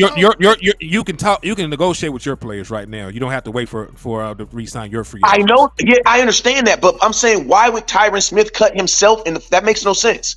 Why would he say they already told this nigga they ain't finna pay him properly? No. Wait, first off, let me remind you guys. Let me let you guys in something on negotiations. The Cowboys are not telling him they're not going to pay him because they can't pay him until March 15th. What they're telling him, they're not saying today that they haven't come up with anything. They're not saying that because they can't talk. The legal numbers of tampering is when you can actually talk numbers. These are just conversations. These are not conversations where like this is a piece of paper. You can't do that until 7 days before free agency starts. So these are just conversations. Like ain't nobody ever got signed at the combine. Like that doesn't make no sense. And you got to think like this. We're not saying we're gonna get signed right then. I'm just saying like the conversation probably didn't go well. Yeah. But you got to think like this. Tyron Smith's agent is not at the combine to talk about Tyron Smith. Tyron Smith's agent's at the combine to talk about his new athletes that he has. He's not there. Bro, they could have just been passing through the hallway. They're not doing no official conversations at the combine. Tyron Smith's agent, you got to think like this. They reported they were going to talk to the nigga agent days before it happened. Yes, but listen, but you got to really understand. When an agent goes to the combine, he is not going there to talk to current athletes. Can those conversations happen? But what I'm saying is there are not no real conversations like, no, we are sitting down in the office conversating. No, that's not what's happening. That's not even the place for that. Those are casual conversations, bro. Those are casual conversations. Real conversations happen in Dallas or on Zoom calls, because you got to remember, your agent is there at the combine to scout new talent. He's not there to talk about Tyron Smith. He's there to get these new kids that he's trying to get on. They're about to be in the league in 30 days. That's what you're there for. And think about this. There's not even a promise, because most teams don't even go to the combine. The Joneses just go. But the Eagles ain't at the Eagle. Every team doesn't send their owner. Bro, how many owners actually go to the combine, the NFL combine? Hold on. Owners. Blaze, we talking about Jackson Power Johnson. Now left tackle is a more important position, because at least you got a center. Left tackle is the most important position in our team right now. At least you got a center. He ain't worth much. You don't have a center either. You can negotiate with him. He ain't demanding top dollar right now. Hey, I'm gonna keep it real. If Tyron Smith doesn't come back, this almost guarantees Tyler Baez should get re-signed, bro. There's no way you I put don't two want holes in that your many offensive line, holes bro. in the O-line. We Bro, already there's no Nobody way. wants too many hoes. We ain't confident Bro, there's about no Tyron way. Steele right. Well, I'm not. I can't speak for everybody. I'm not super confident in Tyron Steele right now. I know he can play better. He can get more healthy, but can I just say legitimate? He's gonna be a great right tackle next year. I can't say that. I can't say that. Run to the sides. I can't Man, say think- that. And I then can't you even talk already about- know. Go ahead. Nah, he said y'all think we gonna make moves in free agency. I don't know. They up No. here letting our pro players walk. So what the hell we gonna do in free agency, man? We making hoes. This We got me in making shambles. hoes, man. I ain't gonna lie.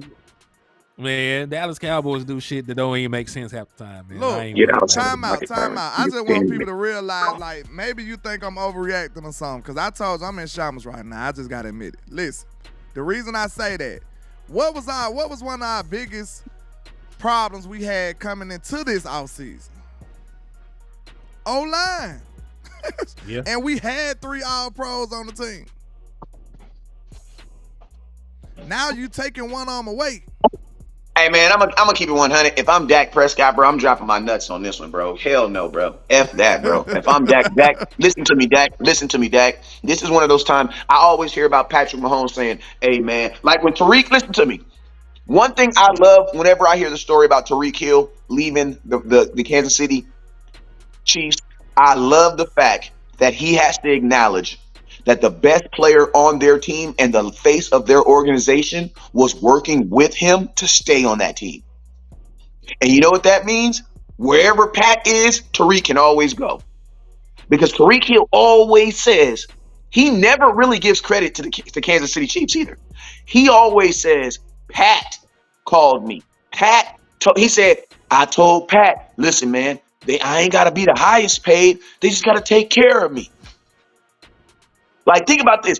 Go listen to that. Like, I be thinking about these things, right? Tariq Hill was giving love to the leader of his team, the best player, Patrick Mahomes. Now, obviously, it didn't work out. You want to know why? Because the Miami Dolphins gave him $20 million in guarantee, and he said they had to take it. They couldn't turn that down, right? Mm. But my thing is this, Dak, bro, these are dudes. Tyron Smith affects your play, bruh. At some point, the type of money that the Dallas Cowboys have now given you, you're dropping back too far, bruh. It's a 3-step drop back. You're dropping back 15 yards. You're wondering why the damn wide receiver can't get there. Drop back 3 yards or go to the side. Bro, this is just not smart.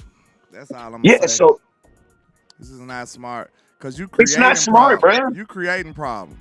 It's just like, and we're not even good enough to fix those type of problems, bro. You know when the three stooges would be drilling the hole in the boat, trying to patch it up, and then drill another hole and patch it up. Like, bro, you are doing some stupid stuff. Like, that's not smart, man. It's bad practice. That's all I'm saying, man. I just don't understand what the logic is. And like and then you want to release him now when he's playing his best. You want to release him now when he's why you don't release him 2 years ago when he could barely walk? When I was arguing with y'all about releasing Tyron Smith, that's the time to release the man. I don't even want to release him no more. This is his best year since 2016. Go look it up. I don't even want to release Tyron Smith no more. I'm over here upset. Best year since 2016, and you got all these pedestrian offensive linemen on this football team, and I bet you still ain't talking about pushing down one up to start for this position. No, you finna go drop a whole nother one, and that pisses me off. And I'm gonna tell you, all y'all stat people that's in the comment box talking about Tyron Smith only played 30% of the games. I don't give a damn. He played 30%, and he played 100% of all the games that mattered. And you know what that is? Playoff games in the last 5 games of the season.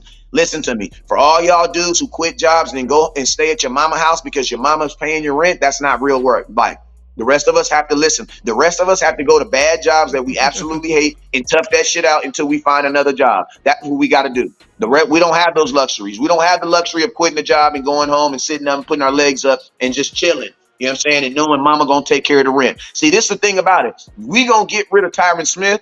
And y'all gonna be all happy because now we got his ass off the team and he ain't gonna miss no games. And guess what? They gonna put a dude out there that's gonna play every single game and his ass ain't gonna be good.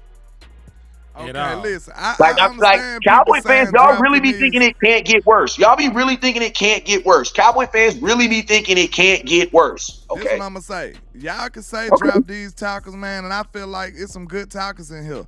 But one thing you can't manufacture is the trust that Dak will have with them. You can't manufacture that. Dak been trusting. He been trusting Tyron Smith for how long? Since he came to the league. I'm telling you, I challenge anybody to go watch Dak play with Tyron Smith in the game and go watch Dak play without Tyron Smith in the game. That right there let you see how much Dak Prescott trusts this man. Like, no lie. Dak acts like he's just throwing at practice on the left side of the ball, man. And you just took this away? Man. That's Dallas Cowboys have completely mismanaged this, because what do we know about the Dallas Cowboys? They're not going to try and fix the issue in free agency. They're going to force tackle in the first round when the tackle right. Or they're going to promote some guy that we've never heard of before. No, I know. Listen, you know what the worst case scenario is for the people on our team? Throwing Austin Richards out there and he's not ready. That's the worst case scenario on we like our guys. And remember, they were talking about protecting him last year. Like, oh, we love him. We don't want. We try to protect him from his sale. All the other bullshit. Like, no, this man is a draft pick. You should play your draft pick. They played Chuma Edoga over Austin Richards last year, and that man was awful. Awful. It's only one scenario that I can still have my wide receiver, but they ain't gonna do it. The Quincy, they would have to move. The Quincy, the cap is fake. Just because they out here doing stupid shit don't mean that there's not a smart solution to stuff. They can create all the cap space in the world. We mapped it out. Michael, Dak, and CD. Yeah, we mapped it out for you how the Dallas Cowboys can create almost $70 million in cap space. So I don't give a damn what they're talking about. They can do it. They just don't want to do stupid shit. Them being able to do it and them wanting to do it are two different things. Exactly. So yes, they can, and they're mismanaging the whole goddamn thing. So you're welcome. It's one situation that can still get me what I want, but I'm seriously doubt they'll do it. They would have to move Tyler Smith to left tackle and then put TJ Bass at guard. I don't know if they're gonna do that, but it'll still help me out. Cause I think I would be ready. I would be willing to rock with that. No lie. I ain't saying I'd be as confident as I would be with Tyron Smith and Tyler Smith right there, but I wouldn't be losing too much sleep at night about it. I'm gonna be. I think that's crazy, because you know what? That's what you do when Tyron Smith is injured. You know what I'm saying? You're up here using a solution. Like, think about this: the Cowboys had no problem paying Tyron Smith when he was injured, but now that he's 100% healthy, they have a problem paying him. That means his work. That's crazy. Like, you actually look at that. Think about this: when Tyron Smith was injured, you were paying him for right now to get him to this point where you could probably have a better chance of him playing. And I'm gonna be honest with you: anybody that has been in the league 10 plus years in this NFL, they're missing games, bro. You show me a player that's been in the league 10 years that's not Tom Brady, that's not missing games. Like, I don't give a damn. That's just happening. It's happening. Like, I don't know where we came with this mindset that players are supposed to be like unhurtable or they're supposed to not miss games. That's ridiculous. What you're supposed to be happy about is the fact that he doesn't miss the games that you need him the most, and those are what? Playoff games. He don't miss playoff games. Break my heart, ain't it, y'all? They finna go draft an O-lineman in the first and the second. They finna break my heart. And I'm gonna tell you this right here: if the Cowboys do draft our left tackle in the first round, it would be a good thing because you need one. So I wouldn't be mad if they did it. It would just suck because you would still need a middle linebacker. You know what I'm saying? Now I'm gonna tell you this right now: the only way the Cowboys can rebound on this is, one, you have to go replace. You got to go get a left tackle in free agency. You got to double dip on every position. You need to get a left tackle in free agency, and then you also need to get a left tackle in the draft. Why? Because you need to have a backup plan for the backup plan. You need to have insurance for the insurance. You know what I'm saying? What in the world is Austin Richards gonna be there for, man? I'm sick of them doing all this. They keep putting all these resources into these linemen. Like, Austin Richards supposed to be your backup. Yeah, but this is the thing, bro. We gotta stop starting people because they're on the team and start starting people because they actually earn the damn job. Like, there is nobody on this team. I don't give a damn. I don't give a damn how many games Tyron Smith has missed, bro. There has not been anybody on this team that has shown me that when. Think about this: Tyron Smith is so good that he misses games, someone else backs him up, and as soon as he's healthy, he gets his job right back. So you know what that says about me? That says two things. The guy that's backing him up is not good, or the guy that's backing him up, we don't believe he's good enough, because as soon as he comes back, Tyron Smith gets his job back. Think about this. Dak took Tony Romo's job, and Tony Romo never got his job back. Yep.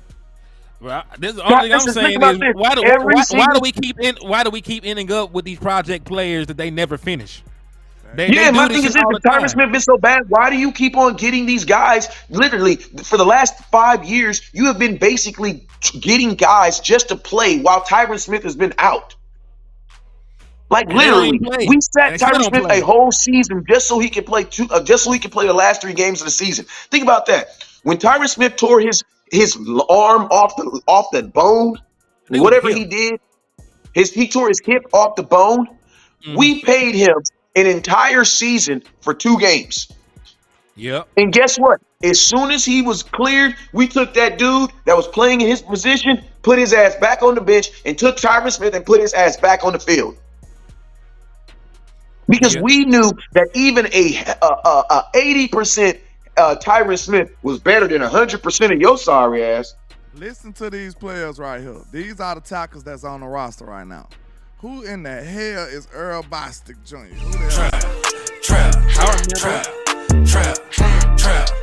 You might remember him, but you ain't never seen him get close to touching the field. You ain't seen him yet. Outside of preseason, I ain't never seen this man on the field. Okay, you got Chuma Edoga. We wish we never did see him touch the field. At left tackle, we wish you never seen Edoga. He was fine at guard. And now you got Matt Waletzko. What happened to this man? When did we draft him? I forget, but he's a right tackle anyway. Round? Let me see. He wouldn't have been a 5th rounder. Matt Waletzko went 5th round, and this man ain't seen the field either. Yeah, Waletzko was hurt too. Remember, he had tore his whole damn shoulders up. How you mess both your shoulders up? Man, hey, I'm gonna tell y'all this right here, man. I'm gonna tell y'all this right here. The Dallas Cowboys, and listen, I be saying stuff sometimes, and then we just kind of say it slow. But I'm gonna tell y'all, the Cowboys, man, my son is going crazy with Zeke right now. He is going crazy with Zeke. The Cowboys need to stop replacing production with projection. You know what I'm saying? He said, "What's your cash out?" Huh? Oh, my cash app is $ West Coast 1482. $ West Coast 1482. $ West Coast 1482. This what pisses and I want me y'all off, to, though. and I want y'all to, and listen to me. I want y'all, anytime you guys see these going live, I want y'all to just ask this quick question. Every time you see a Landlord HTM live, I want you to ask them this question. Remember they used to have the what would Jesus do? I want y'all to just look at your arm and say, where is West Coast? You know what I'm saying? We're gonna start getting these little bracelets. So whenever you see these guys going live and you're not on here, I want you to look at your bracelets and say, where is West Coast? Because I mean, people be asleep, but and when they be like, "Oh, he was asleep," they be like, "Well, you know what? Wake up all the time." Listen, no, we ain't finna do that because there be time I can't even tell them what West Coast said, so we ain't finna do this shit. Nefariousness. Hey, listen to me. I promise you, at 9 o'clock, 8 o'clock in the morning, I promise you, it's 100% legal over here. We ain't even listen to rap music that early. Okay, now you listen to rap. Okay, I got you, brother. We gonna be fine then. We gonna be fine. Somebody said, "Don't judge." Listen to me. Somebody said, "Don't judge. Don't forget about judge." Listen to me. If I forget about you, or if I don't know about you, that means you haven't done anything. I was just about to list the guards on this team. Dakota Shipley. Who in the world is that right there? I don't know. Listen, Stephen Jones already said that the Cowboys have a Larry Allen situation on his hands. They are not about to switch that boy after he called himself Larry Allen. Larry Allen is one of the best guards to ever play football. He just bro, if they say you might be Larry Allen, you're a guard. You're not switching your position. That makes no freaking sense at all. How you like Josh He just Ball? said you might. Damn, like he's going Josh crazy. Ball? Nice run, Karen. Stop playing, man. Nobody want no damn Josh Ball. We got Josh Ball over here for y'all, man. You know it's going for the low. These the players that they draft and just been holding positions for no reason. Now you got Austin Richards, Brock Hoffman. We like them. TJ Bass. We like all three of them. We like Brock Hoffman. I like Hoffman and Bass. I ain't talking about this. I ain't talking about just TJ Bass. You said Austin Richards first. I mean, we think he got some potential. We ain't seen nothing. You know what I'm saying? We ain't really seen much. But all I'm saying is this. Them saying that he shouldn't even get on the field says a lot. It says a lot that he can't even get on the goddamn field. And you gotta remember. I just know we gotta stop. We gotta stop transitioning guys from that, going from 0 snaps to starting. That don't even make no damn sense. How do you go from 0 snaps to starting the very next year? They do that with the skill position players. They do that with the skill position players. How the hell Hunter Lukey go 10 weeks without touching the ball, then he's in the game on a crucial goal line play? Don't make sense. And how Lil Leg started off the season having packages just for him, and then now he won't even dress up. So because he got smaller. He got smaller as the season went along. What happens when you don't drink milk? I could have given you the answer for that one. No, LB said, "What's your cash at?" One more time, Wes. It's $$ West Coast Cowboy 1482. No, not West Coast Cowboy. Just West Coast 1482. 1482. West Coast 1482. West Coast 1482. To speak to him point though, look how many incomplete papers we got over here on this O-line. But all y'all want to do is just dump money into the O-line. Dump money into the O-line. Now we still got a bad O-line. I don't know. Like playing. At first you don't succeed, dust yourself off and try again. Try something else. Landlord, what's your cash app? Landlord what? 723. 723. I'm putting them all in the chat box. If y'all feeling generous, we appreciate you, man. But man, he said, Henny, I disagree. They hide players. they hide players for success. Bro, listen to me. Listen to me. Ain't no hiding players, bro. If you're hiding a player because he ain't good or he ain't ready, and neither one of those helped me today. Listen to me. I want to know. I always got to ask this question at the beginning of every offseason, and I want to let it be known right now. Everything that West Coast says or does is in preparation or in design or designed for us to win a Super Bowl this year. Okay? I don't talk about anything. I don't give a damn about us saving money for 2 years from now. Jesus gonna come back. We'll never see it. Okay? So I just want y'all to know, because sometimes we talk to people who are actually trying to have a good team for years to come. I don't care if the Cowboys are broke in 2025 if we win a Super Bowl in 2024. I don't care. So I just want y'all to know that's where I stand. So that's why I'm okay. Listen to me. I'm okay with doing anything that's not going to make my team worse than what it was last year. And I'm going to tell you this right now. This officially right now, as of today, we are a worse team than we were last year. And if we don't do something to upgrade Tyron Smith, because think about this, fellas, even if you get a guy who's just as good as Tyron Smith, it's not good enough. Why? Because Tyron Smith wasn't good enough. So you're going to tell me we need to replace a second team All-Pro? Because think about this.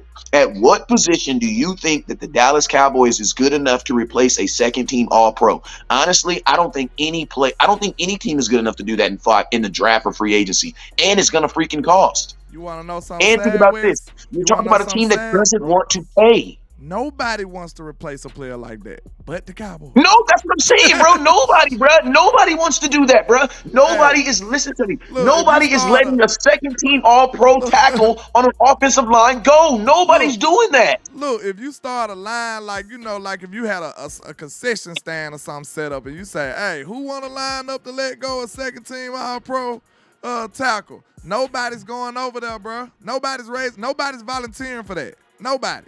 Because it's stupid. It makes no sense. Bro, he's going to have so many offers, bro. It's going to be ridiculous, bro. He's going to have so many offers. The only other person I see that's been going through that is Bobby Wagner, because he has been All-Pro the last 2 years, and he's on 2 different teams. And it's because of his age. He ain't even hurt. But, I mean, I don't know, man. It's crazy. It's crazy talk right here. It's stupid talk, too. I don't know, man. They done upset me for the day. Cause listen, I had these grand designs. I'm not even excited. I'm like, cuz I'm not even excited to watch the combine no more. We ain't getting no goddamn receiver no more. Even if we had It doesn't matter. Listen to me. It doesn't matter to get a receiver because how you gonna throw the ball to him? We done lost the damn center. Listen, we ain't got no center or no left tackle. So how are you throwing the ball 40 times? And we know that ain't gonna fix the problem in free agency. They done upset me for the day. And so my thing is this. Listen, I'm Mr. Run the damn ball. What have I been saying all year? I've been saying that honestly, Cowboys' best bet is probably gonna be throw the ball 30, 40 times this year. Bro, how do you throw the ball 30, 40 times this year without Tyron Smith, bro? Shout out to and that's why I'm saying if I'm Dak, that's why I'm saying Dak Prescott. Listen to me, Dak. Dak. Bro, if you take a $200-300 million contract and your ass is getting sacked, they're gonna blame you regardless. So your ass better speak up, Dak. That's all I gotta say. Right. This is not one of them times when we can just take money and dip. Because I'm gonna tell you this right now: the Cowboy fans will blame you for not being able to block for yourself. You want to know why? Because they're gonna tell you, well, if Dak wouldn't have took all that money, Tyron Smith would have got paid. Yeah, that's stupid. I'm telling you right now, Dak. I'm telling you right now, Dak. On y'all end, he hit you with a cash app, Wes, and he hit Landlord with a cash app. So salute to y'all. Ooh, nice. That was nice. Noel. Man, y'all got Noel doing all the work, man. He donating to everybody, man. Y'all know you can just chip in a little here and there, you know, to make it fair. We appreciate it though, man. But man, that's devastating. I was about to say this. You gotta think about this. It steps to this stuff too, right? Look, we can't even talk about draft because we ain't even did nothing in free agency. Your team just got worse. You can't even talk. It just got worse. What we talking about draft for if it look like we ain't finna do nothing in free agency? And then look, we can't even talk about free agency because of what? Yes. We can't talk about free agency because we ain't even signed nobody. We ain't even got no money available yet. Is $ Henny the Moore, Noel Beats? Is $ Henny the Moore? I don't even think man, do y'all understand that we really can't even talk about free agents because we ain't signed. Bro, I'm gonna say it right now. Tyron Smith will be in the Super Bowl next year. The first step was signing people so we can open up money, then go to free agency. We ain't even signing nobody yet. So, like, we really still stuck in limbo on the first step. We can't talk about nothing. Shit. If they ain't signing nobody, we are in a standstill right now. You just listen to me. If we would have went into if the final game, if Tyron Smith would have got hurt, right? Tyron Smith gets hurt in that final game versus the 49ers. He tears his ACL. He's done for the season. We know he's not going to play next year. You know what we're talking about right now? Number 1 draft pick has to be left tackle. Mm-hmm. Number 1 has to be left tackle. That's just goofy. Listen, in a passing league, the most important positions are going to be quarterback, wide receiver, left tackle, and the guys that go and get the quarterback, the pass rushers, the corners. Like, those are the guys that make all the money, and that is for a reason, because you throw the ball a bunch. Shout out to Noel Beats for the $5 super chat on my end, man. He said y'all cooking right now. Hey, man. The Dallas Cowboys are cooking too. They done raised my blood pressure. My blood pressure is boiling at this point. So I am a little hot because I expect, man, listen, Wes, I expect to have a good morning, man. I was out here shopping. Hey, I was out here shopping for wide receiver. Now, and you know, wide receiver expensive. That's a luxury item. They done changed our damn tax bracket. We out here looking at tackle, trying to survive at this point, man. We out this motherfucker. We went from eating steak to oodles and noodles, nigga. We got oodles and noodles at the crib now. No way we gonna drive no running back at 24. Ain't no running back. No running back. No weapon. None of that. Nah, we can't get the SRT no more, man. We gotta go get the Honda. Hey, think about this, fellas. And think about this. It could theoretically. And think about this, fellas. And think about this. You could have a bigger hole. If Tyler, think about this. We're talking about Tyler Baez. Not Tyler Baez. About Tyler Smith. Tyron Smith. You will have a bigger hole the moment Tyler Baez announces that he's either taking more money somewhere else or he's going somewhere else. Because now center is more important than the left tackle, because you got to have someone who touches the football. And listen to me, I know we have all these guys that we like, but liking someone and being proven in the NFL is two different things. Like, there be players that I like, but are they good against other defenses though? You know what I mean? Like, I respect Bass as a center, but do these defensive tackles respect him? You know what I'm saying? Like, there's corners on my team that I respect and I love, but wide receivers in the NFL don't respect and love them. So what does it matter? You know what I'm saying? Facts. Bro, I'm So, hurt. yeah, you might have a replacement, but you know what I'm saying? Someone's saying go get Connor Williams, bro. Like, as a center, maybe, possibly, but think about this. You still going to have 2 brand new dudes on your offensive line. That typically, like, the goal of an offensive line is to keep them together as long as possible, man. If you go look at Dak Prescott's career, bro, he's had so many offensive line changes. Dak is working on his 3rd offensive coordinator, letting on his offensive line.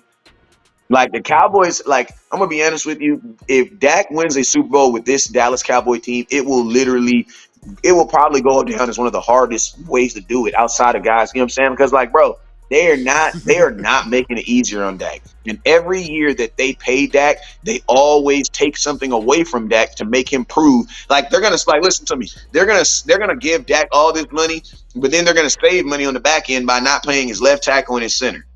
Like, what the? Like, what? Like, you can have the car, but since you bought the car, you can't have the 2 back tires. Yeah, those don't come with it. Like, you're assuming those come with it. Like, my question is this, bro: if you don't have a starting left tackle and a starting center, like, you almost don't want to give Dak all that money, bro. Like, what the? Like, what do you know what I mean? Like, just about to bed that question. Shout out to like, Weebo. might not even want to pay him. Shout out to Weebo with the $2 super. He says we starting all UDFAs. That's what it looked like, man. It's looking real bad over here. But I was about to say this. Think about this, man. You just brought it back up to me. Like, listen, I don't know, man. I want to think positive right now. Maybe I'm in a bummer because we just did that to Tyron. It's stupid, bro. This makes no sense. Wait a minute. It's stupid. I really feel like we might be finna let Dak play on that 60, bro. And that'll be the dumbest thing ever, bro. I ain't lying. I don't know. I don't feel like we finna do the right thing no more. I just don't. Then I'm going to tell you this right here. If that's the case, then you need to tank then. If Dak is going to play on that 60, you need to tank. You want to know why? Because what's going to happen if you let Dak play on that 60 million? I'm going to tell you what's going to happen.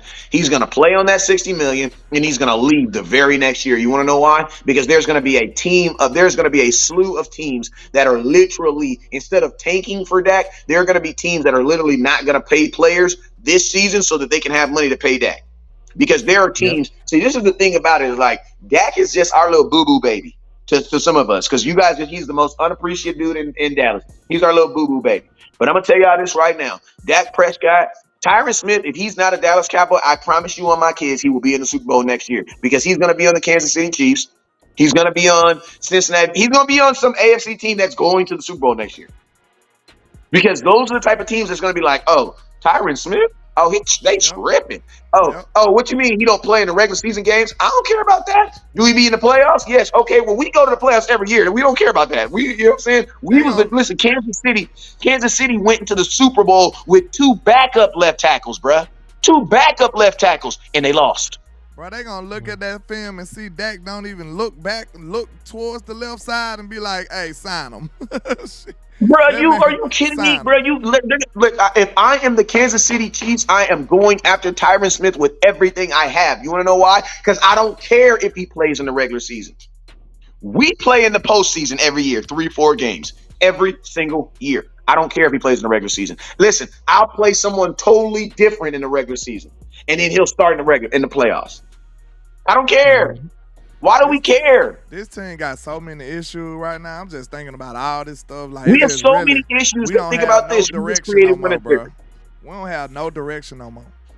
I mean, yeah, you're finna be down left tackle. You're down center. You're down multiple linebackers. Hey, real quick, get Queen's super chat. She just hit you. Shout out to Miss Queen with the $10 super. She says, for the first time, I ain't mad at West Coast, because every time they're always doing dumb shit and then let Dak get blamed for the team's failures. Yeah, that's true. Wait, that's the first time you're not mad at West Coast. I've been saying that for 4 years, man. Well, yeah, everybody and their mama is out. Stop playing corner, play linebacker. You need a bunch of shit at this point, man. Defensive tackle, because this Hank is not even on the team right now. He a free agent. You need stuff that ain't even on this team. That's the crazy thing about it, bro. You need stuff that's not even on this team. And you Cornerback. created Not more that players problems. need to get better. They're not even on this creating team. more problems. Corner, because you ain't signed Gilly back yet. You got to figure out you gonna sign Gilly back and what you gonna do with the other corner back spot. You might need a slot depending if they want to keep Jordan Lewis or if they want to move the run Bland there. So you're gonna probably need a corner. You probably gonna need defensive tackle. You damn sure need linebackers. You just made holes to your offensive line. They're talking about cutting Michael Galabaz. Let's talk. Let's put some structure on this so we can let them know how bad we are and why we in shambles right now. Okay, the first order of operations for this team to be improving in 2024 should have been signing Dak Prescott, signing CeeDee Lamb. That would have opened up a whole lot of money. Cutting Michael Gallup. That would have opened up a whole lot of money. Plus the extra $30 million in with the the cap increasing next year. Then after you do that, guess what you do? You sign some free agents. You go get you some big-time free agents. Get you a free agent defensive tackle, a free agent linebacker of some kind. You get you some free agents. Then after that, we talk about the draft. But this is why we so in shambles right now, because we making even more holes before we even did step one. That's why I'm in shambles right now. We ain't even paid the power bill yet. And we over here doing all this other stuff. Like, this is crazy. This is the order of operations it should have been handled in. And we You're failing losing at players step before one. before you replace them. We failing at step one, bro. Hey, Noel Beats hit you with a $2 super landlord. Shout out to Noel with the $2. He said they tanking Big Mike. Hey, ain't no telling. It don't look too good, man. And when you think about that, with no commitment from nobody, why would you even be playing? What you playing for? Hey, I'm gonna tell y'all this right now. This is not the year to tank, because this is probably gonna be the most expensive Cowboy year. It's gonna be very expensive for Jerry to put a team on the field this year. Because think about this: you got to pay Dak Prescott $60 million just to be a player on your team this year, and that's not even if he plays good or not. Think about this. That's why I say, as a business owner, you have to win this year. You have to be successful this year, because you're about to pay a lot of money this year. And think about this: if the Cowboys actually do what Stephen Jones said, where they said they want to extend Micah, they want to extend Dak, they want to extend CeeDee Lamb, bro, are you really about to shell all this money out not to have a productive season? That makes no sense. That makes absolutely no sense. That's why Jerry Jones said when he makes contracts, he likes to be able to, that first year, so move the linebacker. That first year is very big for them, because they want to get a return on their investment. It's like, bro, when you buy that, like, listen to me. Whenever my little plug come through with the bags of the tree, I spend a couple $100 on some tree. That first day when I get my little package, you know what I'm trying to do? I'm trying to get half my money back. I'm hitting I'm hitting all my customers, all the people who buy from me each and every day, everybody who gets deliveries and packs from me every day. That's what I'm doing. I'm hitting them up. Why? Because I'm earnestly trying to get the money that I just spent. I just spent it. Cowboys, if you're about to go just spend all this money, and I'm gonna be honest with you guys, you're about to spend more money on the offense. You're doing this. You always build from the floor out. Right now, your floor on the offense and your floor on the defense both have holes, bro. Like, you are not even eligible to be talking to me about signing CeeDee Lamb, bro. I don't give a damn if you sign CeeDee Lamb if you can't get him the ball. And I'm going to give a damn. I don't give a damn who my starting running back is if the motherfucker can't run the ball. Like, it don't matter. And then my question is this. If Dak has to look over his back if Dak can't throw the ball to the left-hand side because he don't know who's blocking him, why the hell am I going to pay CeeDee Lamb? Hey, real quick, shout out to Donald Holmes for the $10 cash app, man. I appreciate you for your level of support, my brother. Salute, Mr. Dono. We appreciate you. But man, you right. That's why I'm in shambles here, man, because I can't sense the direction that they trying to go in, and that's concerning.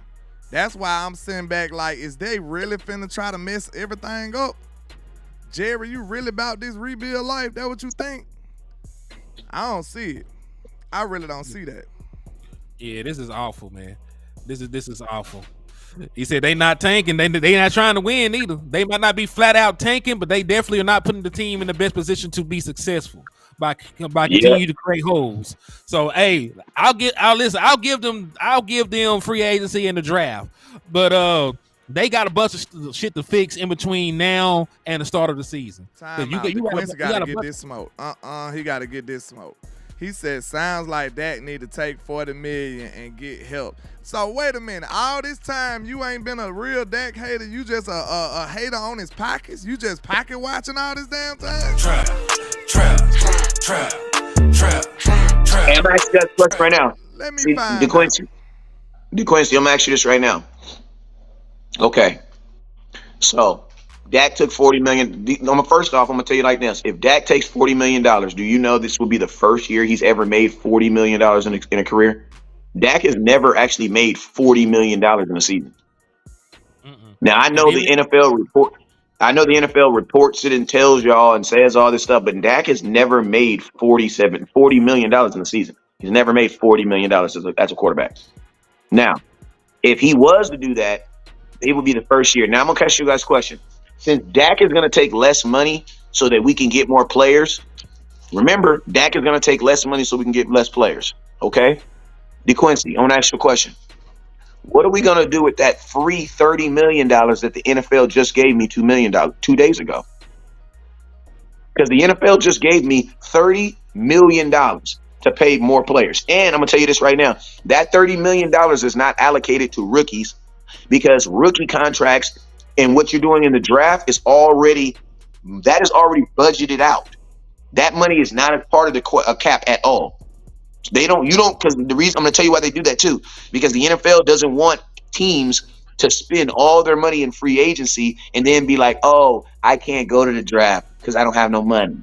It's not how it works. When they release the cap, they tell you what percentage of the cap that you have to automatically allocate to pay rookies. So my question is this: Cowboys just got $30 million. You're Dak Prescott. You're on your phone.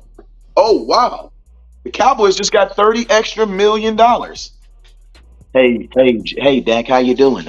This is Jerry. How you doing, Jerry? Hey, man, how you doing? Did you hear the good news? Yeah, I heard. What news you talking about now? The news about the $30 million. That's actually what I was actually kind of calling to talk to you about. Now, the NFL gave us an extra $30 million. We can't deny that. They did give us an extra $30 million, and we weren't negative last year either. So technically, we do have a little rollover from last year. But I was thinking that maybe you could take less money so guys like Micah Parsons and CeeDee Lamb can get paid. Dak's gonna say two things. First off, who the fuck is Micah Parsons and CeeDee Lamb? I'm a quarterback, bruh. When in the world does a quarterback give a damn about a wide receiver and a defensive end? In what world? In what world did Patrick Mahomes take less than $250 million so that he can get better? In what world did Aaron Rodgers take less money so that Devontae Adams could get paid? Never happened. In what world did Matt Ryan take less money so Julio Jones could get paid? Never happened. In what world did anybody? I'm gonna ask you a question. In what world did any offensive player take less money so a dude on defense who they really don't even like can make more money? Hey, real quick. DNP did send a super. So I'm gonna let landlord read that before I let you keep cooking, though. You going in on that one? Yeah, though. he going in. Shout out to DNP Nation with the $5 super. He said, "Yo, what's up? Since Jerry has a type at linebacker, I've been looking at, and I say Peyton Wilson will help us right now out the gate. Just look at him for me." Well, we all like his talent. We all think he's a phenomenal talent, man. But we just scared of the injury. I think I can say that for me and HTM. I don't know about West Coast thoughts on him right now. I'm gonna tell you this right here. There's not a starting middle linebacker in this draft that can help you on this team. Stop watching highlights, baby. I'm sorry. I love y'all. But I'm gonna tell y'all this right now. You guys are getting we're in. Hey, where my boy Numbhand Nils? Numbhand, you already know what I'm about to say. Numbhand Nil, what season is this right now? What season is this? My boy Numbhand Nil, I know he know. What season is this? This is baby nut loving season. That's what it is. Y'all know y'all know this is y'all favorite part of the season. You know what I'm saying? Y'all love them baby balls. You know what I'm saying? All these baby rookies about to come in here and just turn the NFL upside down. You know what I'm saying? We got a guy that was only going to be able to get 9 sacks in college is about to come in the NFL and just tear up the NFL, bruh. It is grown. Listen to me. The NFL has never allowed guys to come out of college early to go to the NFL. And the one guy to ever try to do it, Maurice Clarett, the NFL told him to sit his ass down somewhere. You know what I'm saying? Bruh, this is not NBA. This is not baseball. In the NFL, you have to be a grown-ass man, dog, to even be. And think about this. There be grown-ass man dogs that still don't make it in the NFL, bruh. True. Still doesn't make it. He do look like a phenomenal talent, man. But I'm just afraid we got such a bad history at linebacker with linebackers with injury that I'm shell shocked on that type of vibe, man. I'm scared. Like he could become that player again, but he might not. Ain't no telling. I'm just afraid of the injury history he got. And you're asking him to be better. Think about this. You're asking a college kid to be better in an environment where everybody's going to be at their best. In an environment he's never even played in. That's asking too much, bro. He said that weak side. I might be interested in weak side, but who going to run middle? There's not a middle linebacker in this draft anyway, like a true legit middle linebacker. The closest one that's a legit middle linebacker is like Colson, and he's like a 3rd round pick. So I'm not really. We'll draft him and still need a middle linebacker? That what you telling me? I mean, you need multiple linebackers any damn way because you know good and damn well that Marquise Bell is not going to be a linebacker next year. Just get Bobby then. And you need linebackers because you know you have a small defensive line. You need like 4 linebackers if we being real, bro. If you don't get bigger, if your defensive line doesn't get bigger, you're going to need a backup for the backup because they're going to be injured, bro. You still ain't named a middle linebacker that came to the league and tore some shit up. So you naming running backs and pass rushers and shit. Name the middle linebacker that came to the league and held shit down for me. I wait. Come out as a rookie. Yeah, as a raw rookie. This boy, my son didn't rush for 2. Listen to hold on. Go to team stats. Where you? Yeah, click on that. This he playing a video game. Go hit the RB button. RB. This boy, he playing Zeke. Look at this. Oh my God, this boy Zeke got 20 carries, 218 yards, 6 touchdowns.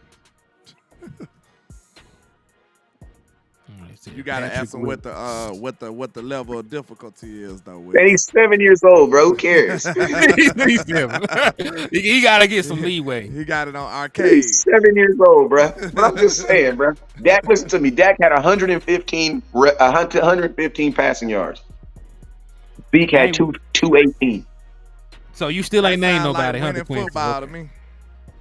My boy said Patrick Willis, and he was. Patrick Willis was probably the last middle linebacker I can think of that came in and went crazy his rookie year. And that man a coach now. And that was 17 years ago. So the rarity of that happening is lot. But you are correct about that. It happened so long ago. That man a coach. No, he didn't coach, and then he ain't even no coach no more. Is it? Like where he at?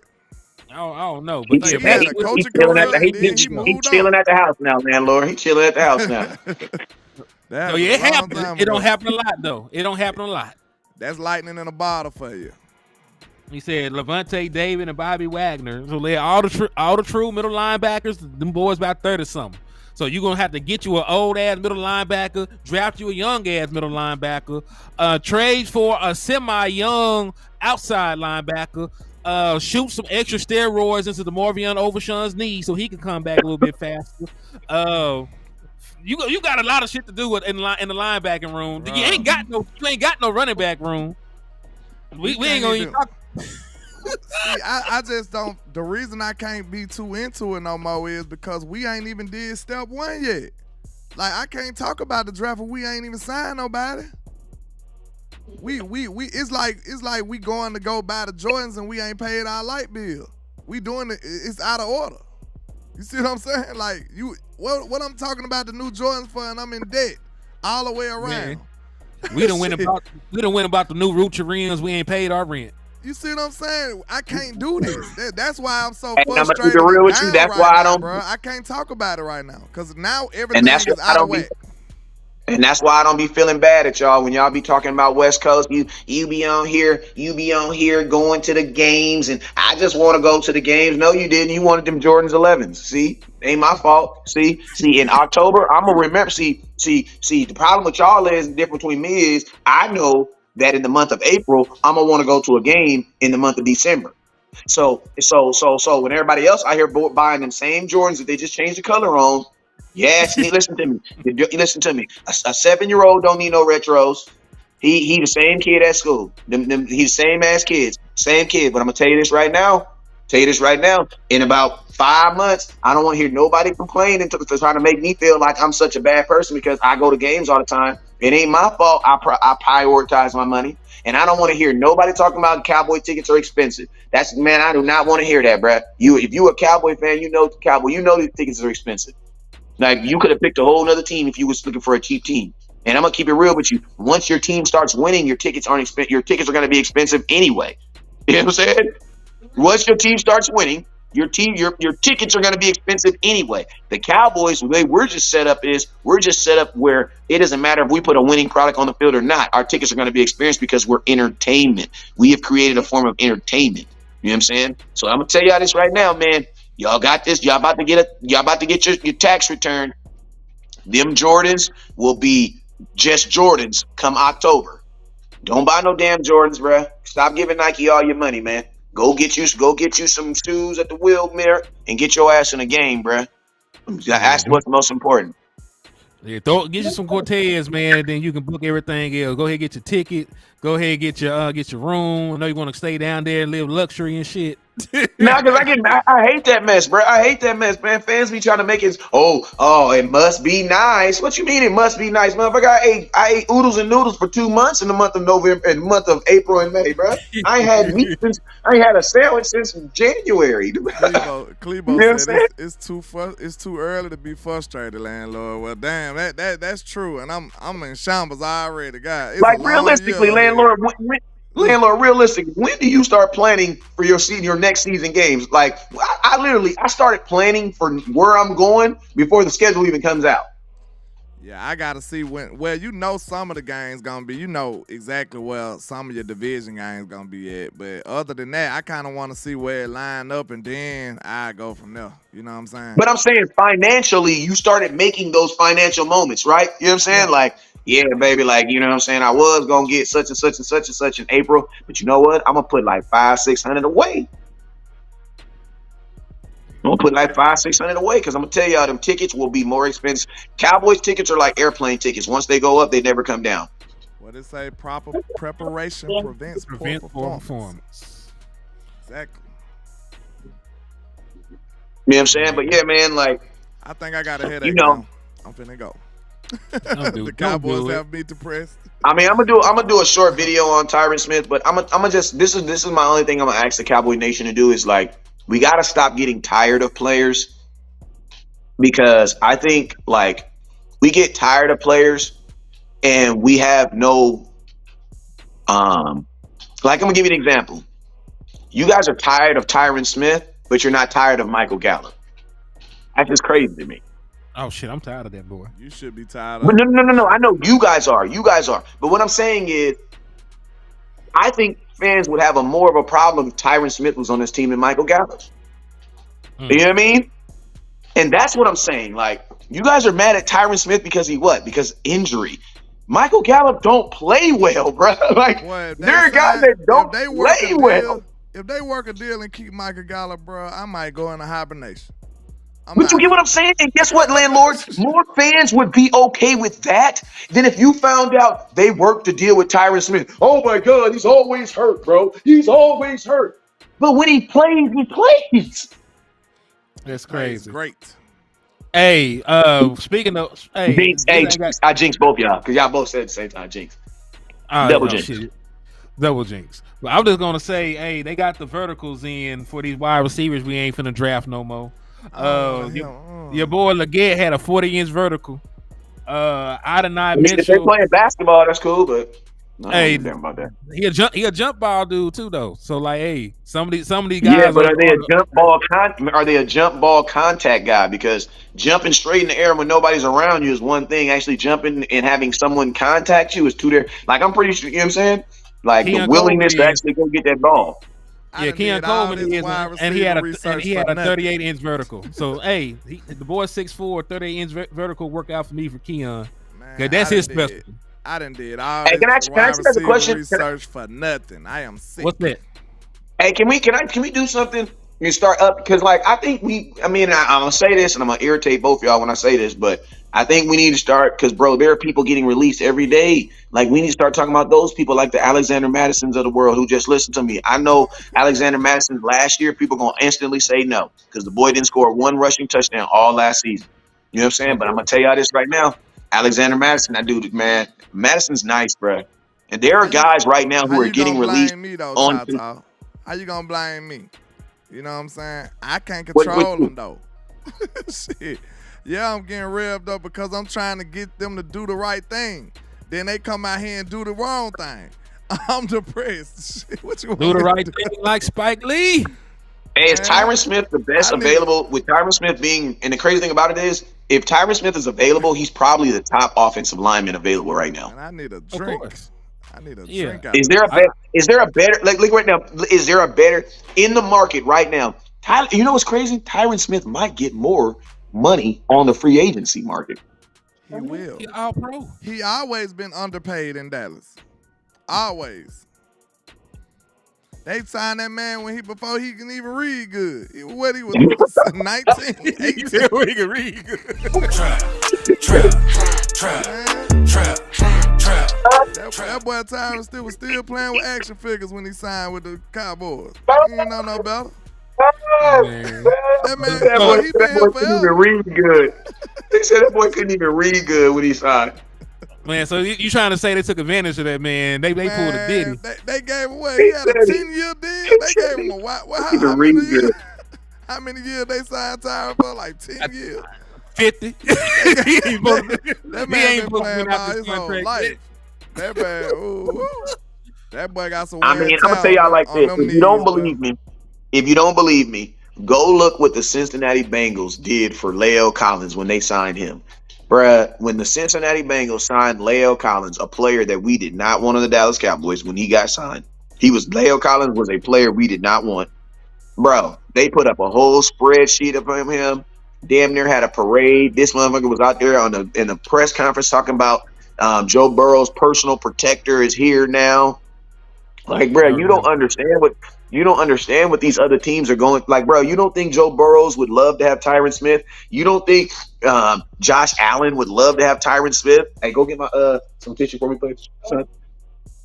You don't think Josh Allen in that bathroom right there? You don't think Josh Allen would love to have him? You don't think C.J. Stroud would love to have a Tyron Smith protecting him? Look, Wes, to your point, we made jokes about how our lineman went and got snatched up quick. None of them had a name like Tyron Smith. None of them, bro. I'm looking at it right now. Tyron Smith is hands down the best left tackle available. Charles Leno Jr., who just got cut for the Commanders, he ain't that good. Dwayne Brown, Andres Pete, Donovan Smith, a current All-Pro, and think about this. When they say All-Pro, not to cut you off, they don't ever say second team All-Pro. Listen about Stephon Gilmore was an All-Pro 4 years ago. There are still people who call Stephon Gilmore Defensive Player of the Year. Stephon Gilmore, bro. When you get them certain titles, you keep them forever. Dan Skipper, Matt Pryor, Josh Jones, like he the best left tackle out there. Bro, Skipper is old, bro. How old is Skipper? Shit, old enough for me. Remember him playing in Arkansas. So you think about this. You know what you just showed me too? If we lose Tyron Smith, we're not replacing him in free agency. Can't. And if you do, he will be worse than Tyron Smith. You gotta trade somebody for a left tackle. I was just about to say, you got to trade somebody, bro. Nobody's gonna trade a left tackle, bro. Who's gonna trade their left tackle? Nobody. But the goddamn. Who trades their bro? The only time I've even heard of an offensive lineman getting traded is when the Saints traded Jimmy Graham for Seattle Seahawks for their starting center, and they regretted it, bruh. They traded Jimmy Graham to the. I think it was Jimmy Graham. They traded with the Saints traded. Was it Jimmy Graham? The dude with the yellow hair, the tight end. Oh, they traded him to the Seahawks. Yeah, their starting left. That was Jimmy Graham. Was it him? It was Jimmy Graham. Hey, bro, the Seahawks regretted that mess, bro. I already said I'll take Tyler Smith at left tackle, but here I have to have TJ Bass at guard, but they ain't moving Tyler Smith. They ain't moving. But why would you want TJ Bass replacing an all-pro guard? He can't do that. That's the only thing. Because you can't replace the all-pro tackle. Yes, but a first-team All-Pro is better than a second-team. Tyler Smith is a first-team All-Pro. He should never move. This is what I want people to realize, though, bro. It's only 5 spots on the O-line. And you had 2-3 All-Pros on this motherfucker. But y'all want to go keep drafting them. I'm sick of this, bro. Like, what's up? How many All-Pros you had at wide receiver? Let me know. One. You only had one? How many you had at wide receiver? How many And wide think receivers about this, you ain't even talking about getting rid of the bad ones. You talking about the ones that's actually playing good. Like, Terrence still gonna be back. That's all I'm saying, bro. Yeah, we want to keep dumping money into the O-line, and these boys ain't even producing. He said, "Why isn't Awesome Richards ready to be a left tackle by now?" Ask the training staff, ask the coaching staff. I want to know too, bro. Why? But that just don't mean you make one by default either, though. Yeah, why the hell is I'm off it. Why Matt Waletzko ain't ready yet? Man, Matt Waletzko gets hurt just by walking on the field. I don't want to talk about Matt Waletzko. Hey, and I'm gonna tell y'all something too. I'm gonna tell y'all something. Waletzko plan real quick. This is my Matt Waletzko plan. You know them arms that Jacks have on Mortal Kombat? Yep. They got the shoulders on there. Invest in some of them Jacks arms for him so he can have some, indestructible shoulders. And then let him play, man. Because this man get a shoulder injury scratching in the morning time. I don't know what it is, but he can't get on the field, and both of his shoulders got hurt. Yeah, and think about this. The Cowboys' offensive line system is flawed, too, because if it wasn't flawed, you wouldn't be in this situation. You would be saying that we're releasing Tyron Smith or letting him go because we're going to be replacing him with this guy. The reason why we are in a fret right now is because we have all subliminally made the conscious decision to know that the Cowboys don't have a plan for it. All they know is they're going to let Tyron Smith go somewhere else. But they don't realistically have a plan, because if they realistically had a plan, you would have started this plan last year. Think about this. How long have the Dallas Cowboys knew that Tyron Smith was going to be a free agent? Well, they've known at least a year. You know what I mean? Like, you knew at least last year. So my question is this: why didn't you take that chance last year? Why didn't you? You have always known that this day was gonna come. Always. I'm finna throw a tick on this dude. Don't you get to me thinking like that, bro? Cause listen, you just made a good point. If you knew this was finna happen, why you didn't practice your plan for the future last year? And look, if you did, I'm out. Count me out. Cause you know what they did? Because that plan sucked. Because that plan sucked. They put Chuma there. So you better not be telling me, West Coast, that they finna put Chuma Edoga at left tackle, bro. I'm out. Hold on. Hey, that's your plan. I'm out. I don't want it. Official DC brand. It's not about we're able to draft offensive line well. We make holes when we already have holes on the goddamn team. You could have got another year out of Tyron Smith and then found somebody. Or you could have. You didn't have to rush. They're finna use. Oh, hold on. I'll finish it first. We are finna use a first-round pick on a left tackle in a draft where the best position is wide receiver. We could have went out there and improved our team. We're talking about trying to get our team back to where it was by making, because we put another damn hole in it. It's not the fact that the man left. It's the fact we didn't have a contingency damn plan for it, man. So I want to say something too. Where's up there jumping for joy? You got listen to me. Go ahead. I'm gonna tell y'all this right now. We don't draft offensive line well. No, we don't. We don't even draft well. Y'all gotta hold. You gotta hang with me. We don't draft well. You want to know what we do? We pick obviously good players. Micah Parsons was not a reach. Tyron Smith, when he got drafted out of USC, was not a reach. Zach Martin, when he got drafted, was not a reach. Who else? Travis Fredericks, when he got drafted, was not a reach. And I'm going to tell you guys this. Name me the offensive line coaches who was coaching when we drafted those dudes. Because I can guarantee those dudes are not on this team anymore. So the guys who are Colombo and the guys who are evaluating these offensive line talent, those guys aren't on the team anymore. Now, And listen to me. Tyler Smith might be my only pushback. Tyler Smith wasn't. Yes, but listen, but let me tell you though. Like I'm gonna tell you why. I'm gonna tell you though. This is the thing though.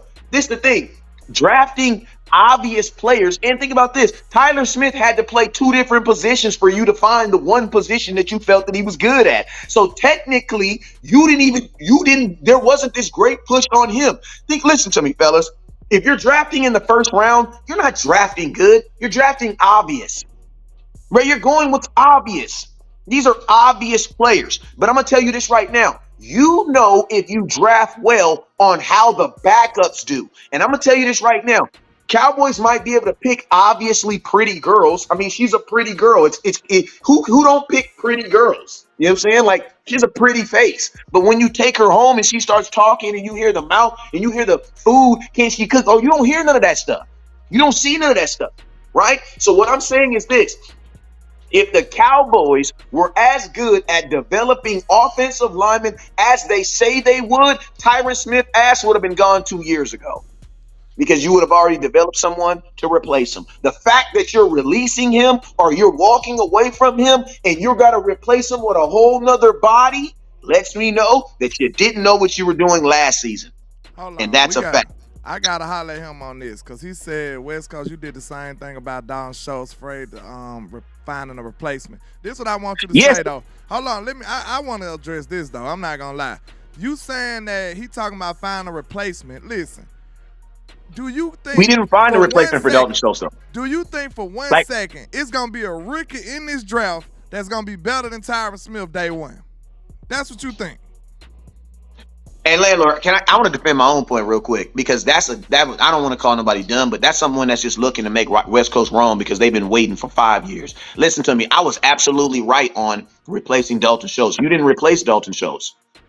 You didn't replace Dalton Schultz. People say, yeah, you did. You replaced him with Ferguson. Okay, so who replaced Ferguson then? Oh, time out. So you mean to tell me that the Cowboys, we play 2 tight ends? So you replaced Ferguson, you replaced Schultz with Ferguson, but who replaced Ferguson? Shoemaker, you know, the guy who couldn't get in the end zone, who didn't know the tight end that wasn't smart enough to get in the end zone so we could score that touchdown in that game we lost. Yeah, we replaced him with that guy, or we replaced him with what's his name, Hendershot.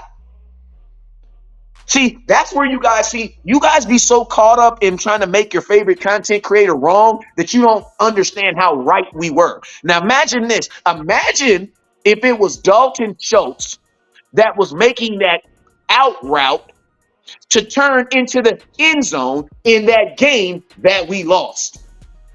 You know what probably happens in that game? We win the game. And you know what probably happens in that game?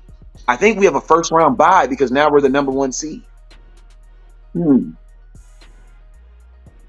I don't know. I'm asking you a question. You think Dalton Schultz helps you against them San Francisco 49ers that he scored on that he was the only productive person versus? Go look at Dalton Schultz versus the 49ers. He's the only person on offense that can play against them. So I don't know. Maybe Dalton Schultz helps you then. I don't know. But since you guys think that, and I'm going to tell you this right now. I like watching action fix. I like watching the old action movies. You want to know why? Because, see, my superhero, he always had a big gun and a bigger gun. My superhero had a gun right here or right here. See, Batman had utility belts. You want to know why? Because stuff always happened. So guess what? I would tell you tell me my offense wouldn't have been better with Ferguson on one side and Schultz on the other side. Explain to me how that wouldn't be better. See, it's the Cowboys. Listen, this is the last thing I'm going to say. It's the Cowboys that make you guys believe that you got to either have sugar or sweet. You know what I've learned? That Sour Patch lets you know that you can have both of them. You can be sugar or sweet. You should have kept what I was telling the Cowboys about Ferguson. If you love them, keep them both. Y'all was the Cowboy Nation. Y'all was the dummies out here saying, "Oh, we can only have one good tight end." Think about this. There are teams right now that's trying to have two good quarterbacks. I know of a team right now that has a good quarterback and a good backup. And you know what they're doing? They're waiting for the starter to die so they can put the other guy in. Not die, is it? We're the only team that don't believe in that. Wes cooking though. I ain't gonna lie. I'm with you on that though. I'm with you on that. But I'm tripping off. Don't believe in that. I'm just tripping off how they trying to say, I ain't with that, man. Ain't no way you gonna tell me a rookie like, look, I understand that the rookie class is great. This one thing you ain't gonna be able to simulate or manufacture. Dak ain't gonna be able to trust him like he did with Tyron, bro. Like, and then it was unnecessary. It was unnecessary. This right now, it was unnecessary. You could have worked out some kind of deal with Tyron and had you some depth at the very least. You ain't had no reason to be getting rid of Tyron. In a year where you're gonna pay that too. In a year where you're gonna pay him too. You had no reason for that. And now everybody in this lame duck 1 year scenario, who has incentive to actually play with all they might? Because the Cowboys thinking that we the only place that can employ people. If this don't work out, almost all the players y'all don't like, they're going to have somewhere to play next year. And can I say this real quick, man? He said, would you have paid Dalton Schultz? I'm not paying him for one. And two, you still invested a second round pick in a damn tight end that was sorry. That man then at 30 years old. Gave him that money. That man then at 30 years old and he ain't good. So yeah, I would have kept Dalton Schultz over what I got from school. On second round pick. Hey, think about this. And think about this. Then I could have used that second round pick on my favorite guard. We could have had Osiris Torrance. We already got an offensive line issue. You could have used the second round pick on Osiris Torrance, who went a pick after. Hey, and think about this. Think about this, Henny. Which one is cheaper? Which one would have been cheaper, to pay Schultz or to draft? It would have been cheaper to pay Schultz because you already know what you're getting. You drafted Schoonmaker, paid him, and still didn't get what you wanted. Think about this. Worst case scenario, you paid Dalton Schultz. What's the worst case scenario? You paid him too much, but you're still going to get 700 yards, still going to get 6 touchdowns. You're still going to get the production. Think about this. You went with Schoonmaker, still paid him, and still didn't get what you want. And then think about this. When John Stevens comes back, Schoonmaker's not even going to make it through his first contract, bro. Schoonmaker will eventually listen. If John Stevens comes back and John Stevens is he don't even got to get better. If John Stevens is the exact same tight end that he was last year in preseason, because I'm going to tell you this: if John Stevens was 100% healthy, Ferguson probably would not have been your starting tight end this year. Yep. And matter of fact, you said hindsight 2020. Cuz said hindsight 2020. Nah, because I said when we drafted him, it was some old bullshit. We were live. We were at the draft when we drafted. We were live when we drafted. I said it was more bullshit right then. Man. Like, I feel you, but nah. We all said it. A backup tight end is a backup. Nah, it depends on your personnel that you're running. If you run this, listen to me. In 12 personnel, there isn't a backup tight end because they're both on the field. You know what I'm saying? If you run a bunch of 12 personnel, then you're gonna have 2 tight ends on the field at all times. So yeah, it's not considered a backup. Cause now, did y'all consider Aaron Hernandez, Grunk backup, or were they just 2 fire-ass tight ends? And guess what? They both got paid $40+ million. New England had 2 $40 million tight ends on the team at one time. You wanna know why? Because they played 12 personnel. You can't hide. That's why I'm glad we was there. Cause like after weeks go by at the draft, you can kind of try to talk yourself off the ledge and go more research, and you trying to figure out a way this can work. So you'll be a little more calm about it. But our natural reaction told you everything.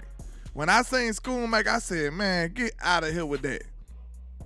We all was in shambles. All three of us. Go back and look at our reaction.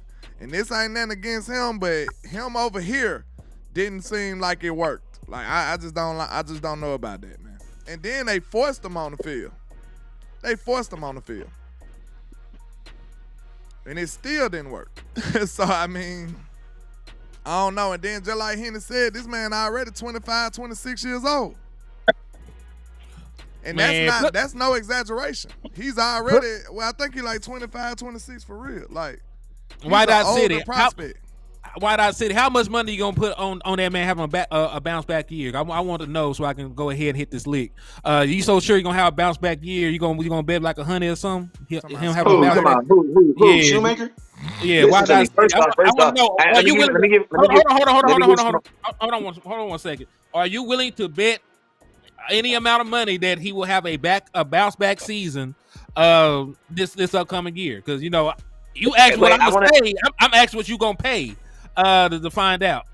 He's still sorry. Listen, I'm gonna tell you this right here. I'm gonna say this real quick, right? First off, being someone who bets every day, I think I'm the legal person that can speak on this. Legally, you can't make a bet that Shoemaker's gonna have a bounce back season because he's never had a good season. So what would he be bouncing back from? So this is not even a bet that we could take. We're not talking about a veteran. We're not talking about a veteran who's done great things in the NFL and we're trying to get him back to where, listen, you guys are trying to get you. When you say bounce back for a rookie, you're basically saying bounce back from what you thought he was going to do in your imaginary head. We've never seen this kid do anything. Just for context. And then he's from Michigan, bro. He's from Notre Dame. Just for context. Context. From Michigan, bro. Schoonmaker is 25. And by the time the season starts, he'll be 26. Bro, he's not. And I'm going to be real with you. That's why for me, it didn't make no sense to draft him. Like I said, that Shoemaker, because of his age, was undraftable. And you know what I also said? If I was Shoemaker, why would you want to be drafted? I'm going to tell you guys why this. People going to say, what? Why would you say that, West Coast? Bro, you're 26 years old, right? If you get drafted, realistically, you're only going to play on one contract. Why? Because when it's time to get re-signed, you're going to be 40. I mean, you're going to be 30 years old. Nobody's going to re-sign a 30-year-old tight end. But if you come into the league as an undrafted free agent, guess what you could do? You could sign a bunch of 1-year deals or you could sign 2-year deals and make more money. You know what I'm saying? That's why I said for older players, it doesn't benefit you to get drafted. Because all they're going to do is keep you on that. Once you turn 30, bro, they're just not going to re-sign you. Who's going to re-sign a 30-year-old tight end? Every year, like by the time the season starts, Schoonmaker be another year older because his birthday in September. Like why would you sign a 30-year-old tight end? You can just go draft one. That's very discouraging. A 30-year-old tight end, bruh. That right does speed up your timeline too. Like he got to be good now. He's supposed to be in a plug and play. He's supposed to be in a plug and play. And that's not what he was. That's why I honestly think Shoemaker has this. I'm gonna keep it real with y'all. I think he is. And listen to me. Listen, the Cowboys showed you how they feel about second round picks. Bro, they walked away from freaking from Boss Man Fat. And guess what? His ass actually played. And Boss Man was actually playing. They walked away from Boss Man too.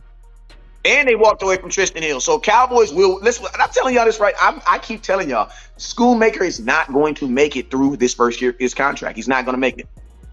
If he's not good this year, he won't. They'll release him this year, bro.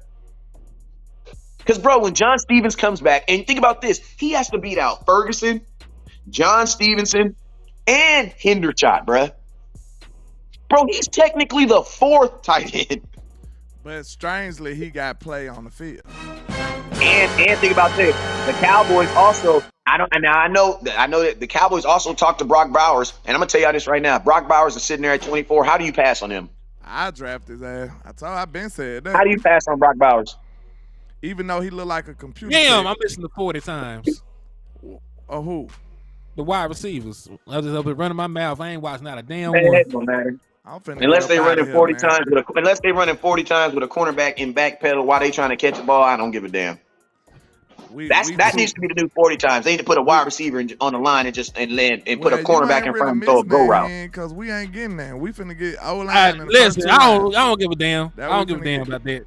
I know we is, but like shit, I'm still finna watch this. We getting O-line first 2 rounds, first and second. My feelings just hurt, man. I don't Tackling even talk center. about this no more. That'll be so. Ooh, I'd be so mad. But Somebody said, yeah. How do you feel about Ferguson? You were wrong about. No, I wasn't, because Schultz was a good tight end. Imagine having them both. Imagine having. Remember the reason why Scarface was able to say hello to my little friend is because he had another gun in his hand. You guys remember when Scarface said, when Scarface looked at the camera and said, "Say hello to my little friend." You know what he had just did? He had just put down a bigger ass gun. The reason why he picked up the M203, because that's what the gun he had in his hand. The reason he had the M203 is because the M16 that he had just finished shooting ran out of bullets. Is Worthy So what gonna I'm more of the run? story is he's supposed to have a bunch of guns. Xavier Huh? Worthy. Is he gonna run? Oh, I don't know. Your boy just ran a 4.46 though. Who? The Alabama boy. Oh, Burton. Yeah. That's a good time for him. I'm telling you, that man a sleeper. He been underutilized. Miro ain't when that developed as a passer yet. He can play. And I think sometimes at some point we need to start putting together like a free agent list of players that are cheap free agents, because Alexander Madison is a guy I think the Cowboys would look at because he was on their draft board, and he'd be a second week guy that the Cowboys could bring in. We need to start identifying guys that do actually meet the Cowboys, because the Cowboys are going to bring some free agents in. It's going to be like week 2 guys. We need to start identifying those week 2 guys. Like Alexander Madison's a good one. That's a good name to think of, because I think the Cowboys would be interested in him. I think another what would be a week 2 some week 2 wide receivers the Cowboys be interested. And I think we need to look at some week 2 left tackles. I mean, they may not be good, but they would still be guys that the Cowboys would be interested in, because we know the Cowboys are going to. They're going to spend something on free agency. That's going to happen. Hey, your boy finna run right now, landlord. Word. But yeah, I put together some shit. Nah, Keon. Oh, Keon probably be a 4.5 guy. If he run anything better than a 4.5, hey, look out. Yeah, he Listen gonna to be me. gone. And for all the people that keep on saying the Cowboys didn't want to pay Schultz, they didn't want to pay him, but then they went and paid the position by drafting. So it didn't make no sense. That man ran it would have been cheaper. It would have been cheaper to pay Schultz, because you'd have the draft pick still. Okay. Money doesn't matter. You're getting more money every year. I don't give a You damn. get new money every year. I trust his tape. Man, yeah, hey, listen, I trust everybody's tape over combine stuff, you know. all the time. So I'm out here, man. It's still fun to watch though. I be trying to see. It's good. It's good entertainment. See, You know, look, the unknown people be running the best 40s. Like, who is this dude? Yeah, like my boy from Arkansas made Cole. himself some money last year. Man, who the hell is this dude? I ain't Listen seen to him me. catch a pass. I ain't trying to be a deuce. I ain't trying to be a dick. But listen, if you make money at the draft, after the combine, that means you ain't making money on a damn football field. That scares me. I'm just saying, bro. I'm just saying, bro. This is not Because track. this is what should really happen. The NFL Combine should literally just be a table of contents. Oh my God! You know when you go to a book, you go to the table of contents and you see things that you're interested in reading, and you be like, okay, let me turn to that page. You should be watching the NFL Combine like a table of contents. Okay, damn, I've never heard of that dude. Let me stop looking at this and then go to YouTube and watch a game of him playing. Yeah. That's what you should be doing, bro. That's what They you should be doing. You should be like, damn, I've never heard of him before. Let me go look at him playing in an actual game. But I'm going to tell you this right now. If you do this, oh my God, look how fast his 40 time is. Oh, he'll make a great receiver. You're wrong. Then you go and you see him like, damn, he ran a 4.2. You go look at his stats like, damn, this nigga had 300 yards. One catch. No wonder why he ran a 4.2, because he wasn't catching a 300 football. yards and one catch. He out here running for his life. Hey, your boy Troy Franklin finna run right now. Oh, 4-4 guy. 4.3. I hope it's a He a 4.3. 4-4. He 4-4. You think he a 4.4? I see he's a 4-4. Oh, you ahead of me. You sorry, bro. Looking into the future and shit. Yeah, I knew he was fast. That's a slower But 40 he'll times than I thought. 4-4-1 though. He'll 4-4-1 though. He gonna probably run a 4.3 his second time around. Your boy Jalen Wright ended up running a 4.38 after running that 4.44. Yeah. But, Hey, but I'm gonna tell you too, man. Have you guys noticed that now the NFL has kind of switched too? Because, like, you know, a lot of these dudes that be running them fast times can't catch, man. So Like you want to be fast, but you don't want to be too fast because when you get in that 4-2 spare, you know what they be saying? Yeah, he can't catch. I bet you he can't catch. Ran a 4-4 flat, and I ain't never heard of him. Anthony Gold. Not that boy from the Giants, man. That boy from the Giants ran all that time, bro. Couldn't even get on the damn field. He actually played well in Tennessee, though. That's the crazy thing. See, if Word to come out here and run fast, I'm already big on him. So if he come out here and run fast, I'm going to be like, that's just a plus. I'm just to add that little plus there. It's not going to make me feel drastically different, but I'm going to be like, wow, he looks just as good running as he did on the tape. Yep. Xavier Legette going to run in a little bit. Christian McCaffrey brother going to run. What is brother? I'm out, y'all. Wide receiver. You say you out, cuz? Yeah. I'm ready to go. I'm ready to go, but I might be able to stick around for a couple of these times, and then I'm out. Because I'm on my cell phone. One of my phones got 6% on it. That's all. That's all. Shit, okay. We appreciate you for tapping in with us, man. All right, let the people know where to find you. They should already know where you at. It's your boy West Coast. We live on every platform. West Coast Cowboy. All you gotta do is tap in with me, man. I do draft. Ooh, good cut, Kyron. Get to the outside. I do draft content. I do all types of content. You know what I'm saying? And just type in West Coast Cowboy. You guys know I'm a little bit more like listen. I'm just give y'all a heads up. I come from the standpoint of I'm like an 80-year-old. Like my 80-year-old grandma said whatever the hell she want to say. Why? She didn't see it. She didn't see slavery, brochiation, everything else that happened in the world. She's gonna say what she want to say. I'm just being honest. That's where I feel. I feel like every Cowboy fan should get to the point of not necessarily frustration, but the expectations the expectation. Like we're a team that's been in the playoffs 3 years in a row. We should not be doing anything that puts us in a position of going backwards. That's all I'm saying. I don't give a damn if it was the kicker. If the Cowboys was talking about releasing the kicker, I'm mad. Because we should not do anything. We should not be doing anything that puts us in we're too good to be going backwards. We're too good to be going backwards. And I'm gonna tell you this is what I was really gonna say. How does the not signing of Tyron Smith support Jerry Jones' statement of going all in? He already walked that shit back. He already said his son walked it back. Yeah, you mean? He walked that shit crazy, back. Like, they don't even stand on that shit. What I really meant was we got Dak Prescott. As long as we got Dak Prescott, I'm not trying to draft. What he really meant is he didn't even want to stand on it, bro. He didn't even want to stand on it. Now, if a quarterback was there, a life changer, somebody that's a franchise changer, would I take him in this draft? No. And that's what I mean by being all in. We got Dak Prescott. What the fuck do you mean? That don't even make sense. That don't even make sense. What you talking about? So you're basically saying you're the same way we were last year. That's what you're basically saying. Yeah. True. Nothing's changed. That's what he's telling you. Nothing's going to change. Buying tickets and doing stuff like that. That's what. Buy tickets and shut up.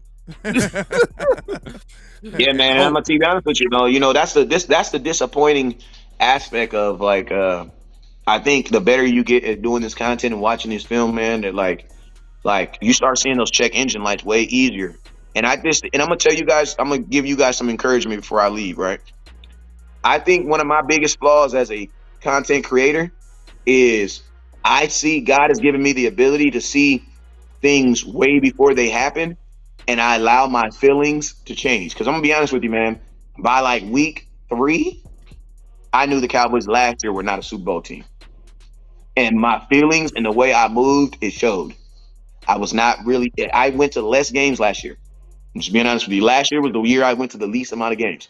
And the reason being is because I started talking about check engine lights week 3, week 4, when we were winning games. And I was telling you guys we're 3 of 14 in the red zone. How the hell? I don't give a damn if we won the game. We're not going to win games that matter. And what I would tell you guys is the more you guys get, because you either be a fan. It's like there's a difference between being real and being realistic. Fans are always real. We really want to win. But as you become a content creator, you start getting realistic. And I'm going to be honest with you guys, sometimes that realism sets in really, really fast. And I'm going to tell you this right here, man. I'm not trying to down on anybody's party. But if the Cowboys do not come up with a realistic fix to having a left tackle, we are not a Super Bowl team. Real. Just being honest with you. We are not a Super Bowl team. And I do not have to go through the draft. I do not have to go through free agency to figure all that out. I'm sorry. You know what I'm saying? Because our scheme that we run right now is indicative of my quarterback standing up and getting the ball, not having balls put in, not having people aggressively rush him. And then think about this. We're in a league now where everybody has a Micah Parsons. Everybody does. And you go out So here now with you're telling me Rick at left tackle and get your quarterback. versus the Bosa's of the world, the Miles I don't Dave even wanna Garrett of finish the world. statement. I don't even want to finish the statement. Like, bro, whoever you get, he has never seen a pass rusher like what he's about to see. And then think about this. You got to play the Eagles twice a year. You got to play Dan Quinn. You think Dan Quinn playing the Cowboys 2 years not going to be old? Bruh, this is the best news Dan Quinn just got. Listen to me. When the Commanders woke up this morning, I'm going to tell you this right now. God damn it, Tyron Smith ass might be in the division next year. Yeah, Probably. man. Kellen Moore probably Because like, hey, go get Tyron him. Smith Go is get better him. than every left tackle in our division right now. Hold on, He's who the better than Eagles every left tackle in is? our division right now. Who They is got the Eagles Lane left Johnson. tackle? He's Is it- better than the Eagles left tackle. He the right. He's better than the Commanders left tackle. He's better than the Giants left tackle. They didn't have no All-Pro. Damn, they said Xavier Legette looked slow and looked hobbled. 4.47. He ran 4.4 though. Yeah, how he did all that? All right, y'all talking about draft. I'm out of here, man. All right, nigga, we gonna get at you, man. All right, love y'all. Ran Y'all the know what it is. 4.4. Never How you down doing, start. man? Already, man. Adonai Mitchell just ran a 4.3. He Ooh, like that. ooh. I told you I liked the both of them dudes out of Texas, man. You ain't tell me nothing. I said I like both them dudes out of Texas, Chill out, man. relax. I know we both are on the same side on that though. I'm just meddling you, but yeah, we both I like agreed. all of 'em.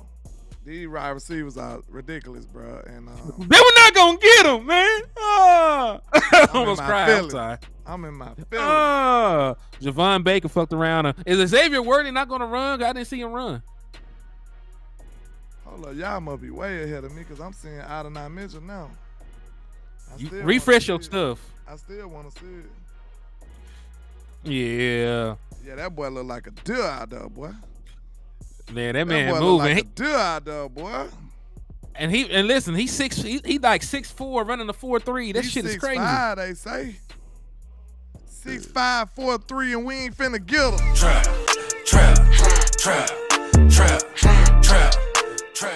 I'm down. He got the fastest 40 times so far, and that's crazy. I was not expecting him to have the fastest 40 time. Adonai Mitchell just ran a 4.3, and he's 6'5". 4.35. I don't know, entertainment. I can't see what your name is. Y. City Entertainment. I don't know. I like that, who both you of like? them. It depends on what you want. Do you want chicken or fish? They both good. I had Xavier Depends Worthy on what slightly. you want your team. What you want for your team, I feel like.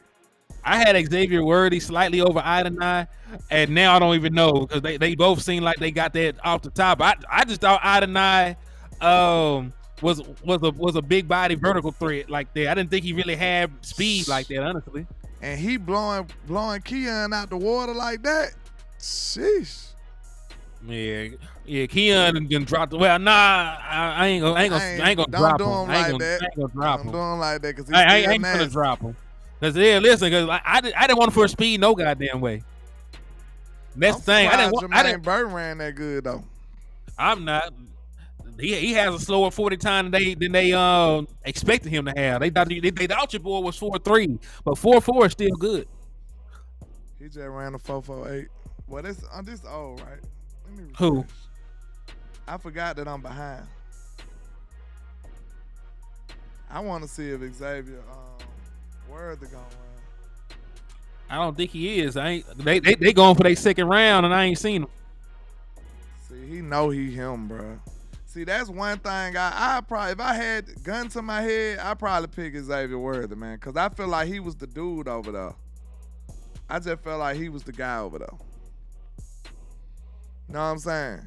When you the guy, I would take one of the guys over the prototypical, because this the reason why he under a lot of these guys. Because of what I just told you. Every position got a prototypical build that they would prefer. The NFL, what I mean. Not us. Not everybody like the fans. We kind of see through some of that stuff. But the draft people, the draft experts, and the NFL people, they got these prototypical builds that they tend to like to lean to. So that's why I worried up under a lot of these people, in my opinion. Yeah, cause I was gonna say it looks like they got multiple groups, so it looked like they're gonna be another group of wide receivers running. They so loaded they had to split them up, didn't it? Yeah, there's a bunch of wide receivers running. But when you think about it, the board from USC ain't ran. Like, yeah, there's got to be another group of wide receivers running. Cause Todd Washington ain't ran. The board from Virginia ain't ran. There's a bunch of Malachi ain't ran. Yeah, they got to have another group. We made Tyron still a little decent win. Not this year. Shit. Definitely not this year. I'm giving him grace because I would be on his head. He was hurt. I know he coming off an injury. That's the only reason I'm not nuking the Terrence Steele type stuff. I'm a relax. But he was bad last year in my opinion. Straight up. Jacob Cowan just approved his time to a 4.38.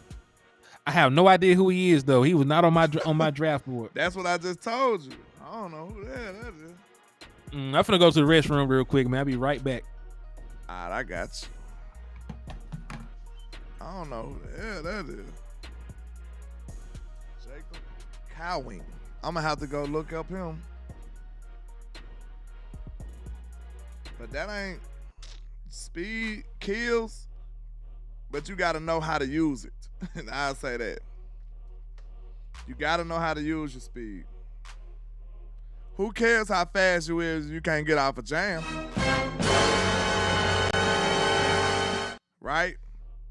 Who cares how fast you is if I can jam your little ass all the way out of bounds, man? Trap.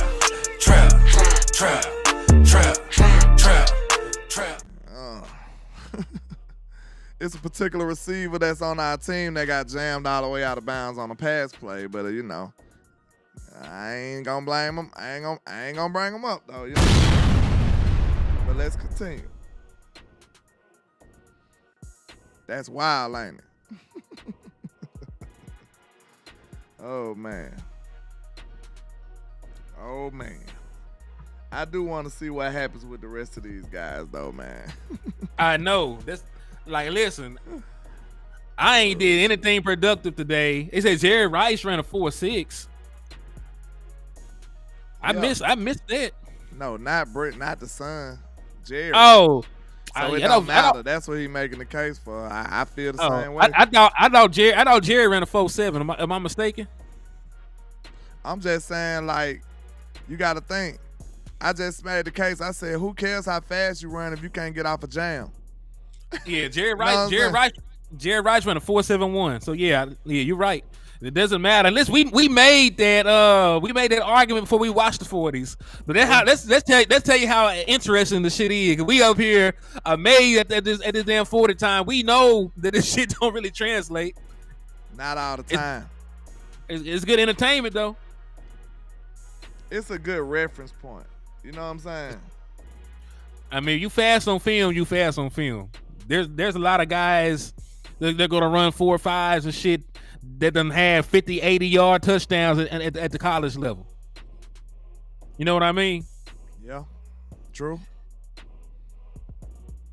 Because game speed is completely different, and you might be fast in a straight line. You might not have no handling. You might not be able to turn up field quickly and shit like that. You might not have no balance. You might be or bow-legged.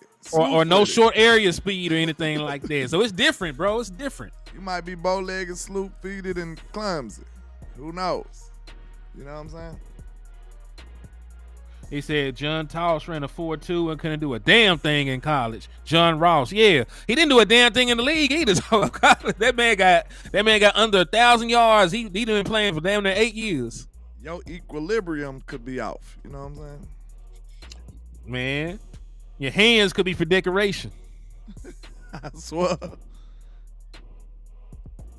Only thing you use your hands for is, you know what I'm saying? Clapping. That's it.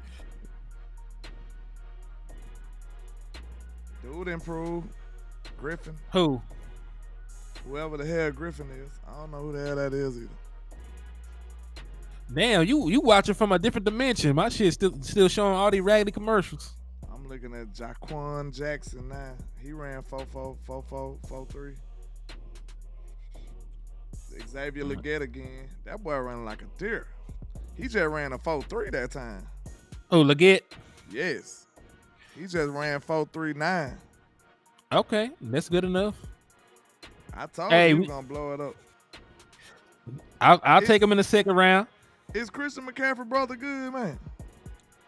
Luke McCaffrey. Why they gonna show him and McCunkley right after each other? They so mixed. Trap. McCunkley out there got some wheels though. I think he just ran 4.4 too. All right, Luke had 992 yards and 13 touchdowns. Damn, that's pretty good. 13 touchdowns sound good. Yep. With the 900, you know what I'm saying? And Who knows what quarterback he had? Exactly. What McConkey run? He was running a 4.4, I believe. He ran a 4.4 flat. Okay, McConkey. That boy moved. Jalen McMillan, he's faster than I thought he was too. But his homeboy ain't ran either yet. Roma Dunze ain't ran. Jalen Polk ain't ran. Washington has some damn weapons. They probably ain't running. But you said they got a second group of wide receivers? Man, yeah. I ain't gonna make it. you might not make it, but like hell, Bud Means ran a 4.49. You probably gonna starve to death. Yeah. You might just wither away and die right before our eyes, boy. Ain't no telling. The thing I do for content. It be like that sometimes, man. Who is this dude? Who Bud Means? Did somebody interview him? Oh shit, you ahead of me. I don't know. Who are you, guy? Well, I'm the executive producer behind. Nigga do something good. He's on here. Hey, I ain't mad at that mock draft. They got us taking Troy. Right now, shit. Hey, I'll take that who? swing. Troy out of Washington, the tackle. Troy Fontu. Alamadu or some shit like that. I don't know. Just quit playing with me. Troy F. You said Troy, like damn, they finna take Troy Franklin for no apparent reason. Troy F. Like Wheezy F. Troy F. Please say the baby. Troy F. Baby. That's his name. Oh Lord. Man. He ain't talking about nothing. I don't know, bro. I'm still sad. I don't even want to see my guys run because I done got this happy about these dudes. And these ain't even, well, I went mine Leggett in the second, but he ran a 4.4, so he ain't gonna sit there. He ain't gonna be there if we just sit at our normal second round pick. Oh, this Allen Robinson, man. Allen Robinson. I'm just playing. That man ain't did nothing to nobody. Yeah, he just did that man bad. What Allen Robinson did to you, my boy? I'm sleeping and hungry. He said I'm sleeping. So screw everybody. Trap. They about the same build, ain't it? He a little faster than Christian. He might do it. Do he got the athleticism? You might want to throw him in the backfield too. Who? Christian McCaffrey, little brother. He a wide receiver. You can throw him in. They got basically the same build. You're trying to turn this nigga to a running back. Okay. I said you can throw him in the backfield too. And he faster than Christian McCaffrey.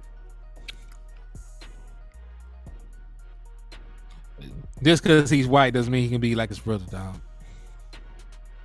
See, you gonna pull the race card.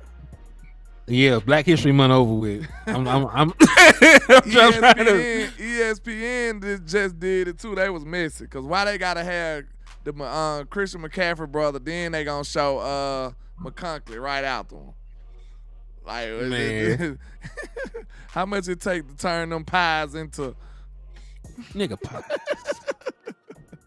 They Four, just four, said, seven, they four, just pulled four, one of them on live on ESPN. Man, I'm done with y'all. He said, man, T Smooth, listen, man. Listen. It didn't have to be this way. He said Xavier ain't running. Xavier ain't running. Dang. Mm. I just That's knew he was sad. gonna be a 4-2 guy. That's wild. Why this man not running? He don't love us. And you said Bucky ran a 4.6? Who? Bucky Irv, the running back. No, I say he ran a 4. Hold on, who ran a 4.6? Somebody ran a fucking 4.6. I can't remember what Bucky ran. I can Can't Google believe it. that. That boy be looking fast in the mug on that field. That's all that matters to me. They said, damn, Xavier just ran 4.3. Y'all lying. Why I don't The see J- it? That what Jay Tuck just said. I knew he was. I thought he was a 4-2 guy, but Let me see. I don't see anything on my end. I'm on commercial on my end. Who seen that? Where you seen that at, Choctaw?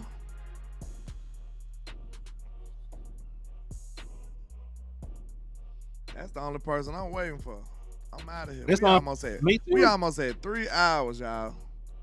I didn't realize we- y'all gotta support the content, man. We almost had 3 hours of content for y'all.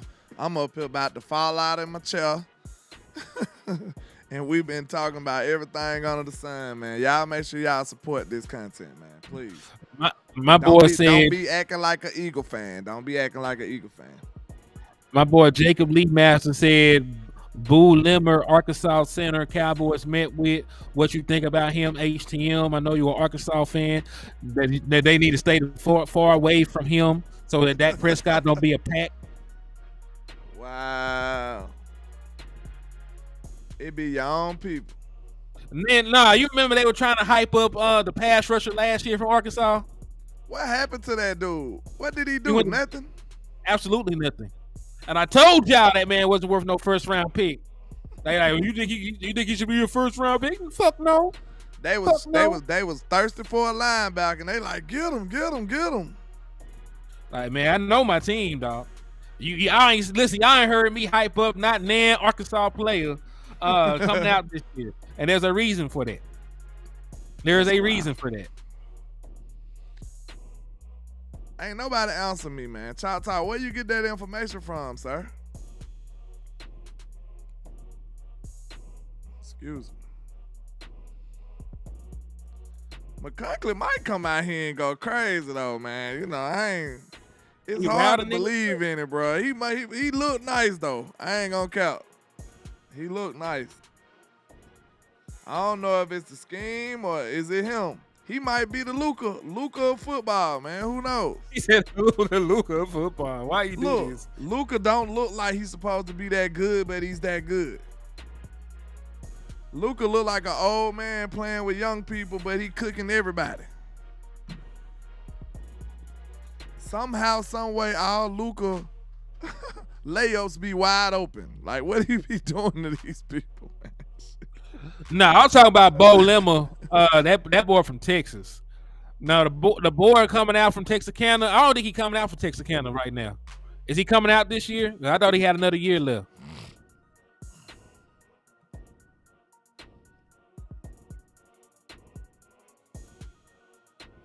I ain't saying nothing about the boy from Texarkana. Adion finna go crazy for somebody, bro. And we gonna be just sitting up here with goddamn Brandon Cooks and goddamn Jalen Thompson. Trap.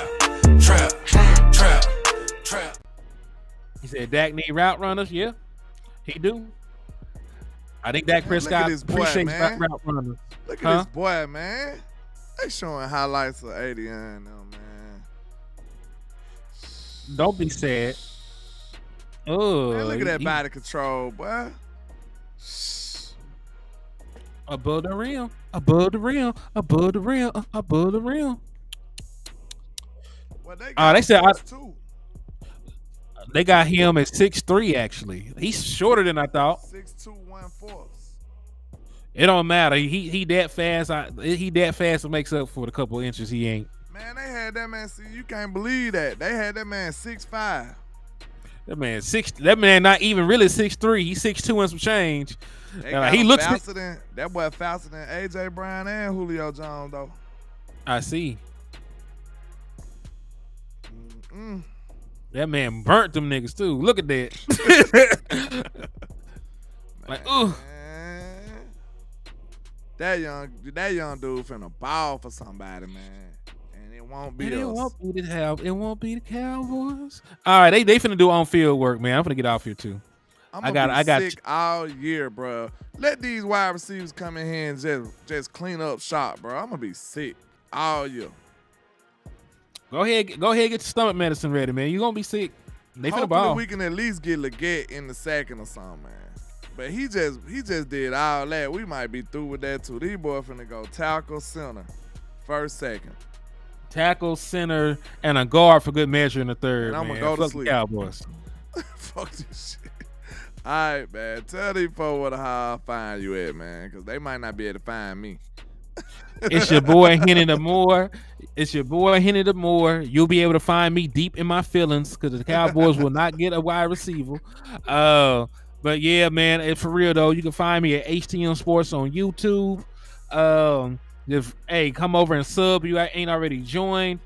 We're trying to get to 2,000 subs. We at 1937 right now, so help me get to 2,000 subs, man.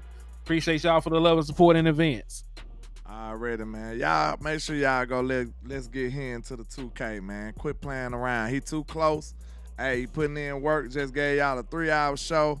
Hey, y'all, the least you can do is go over there and go and hit that sub button for the young man, HTM Sports. But, man, I go by Landlord from Alabama with the same handle on all social media, man. I'm finna get up out of here. 3-hour show. I'm feeling sleepy now. So, thanks a lot. I'm depressed. I'm in shambles. Nope, I need to change the music. I'm in shambles right now. The sky is falling. It is. Even if you ain't seen it yet. It's coming. I'm just playing. We'll be okay, hopefully. You know what I'm saying? But I am sad. And I don't know what direction the Cowboys going in right now, but they ain't finna depress me. They ain't finna stress me. I'm not going to let it happen. But, man, y'all make sure y'all hit that like and share for the squad. It will not charge a card. I appreciate all the love and support. And like I say, 1K, one love, Cowboys Nation. Let's go.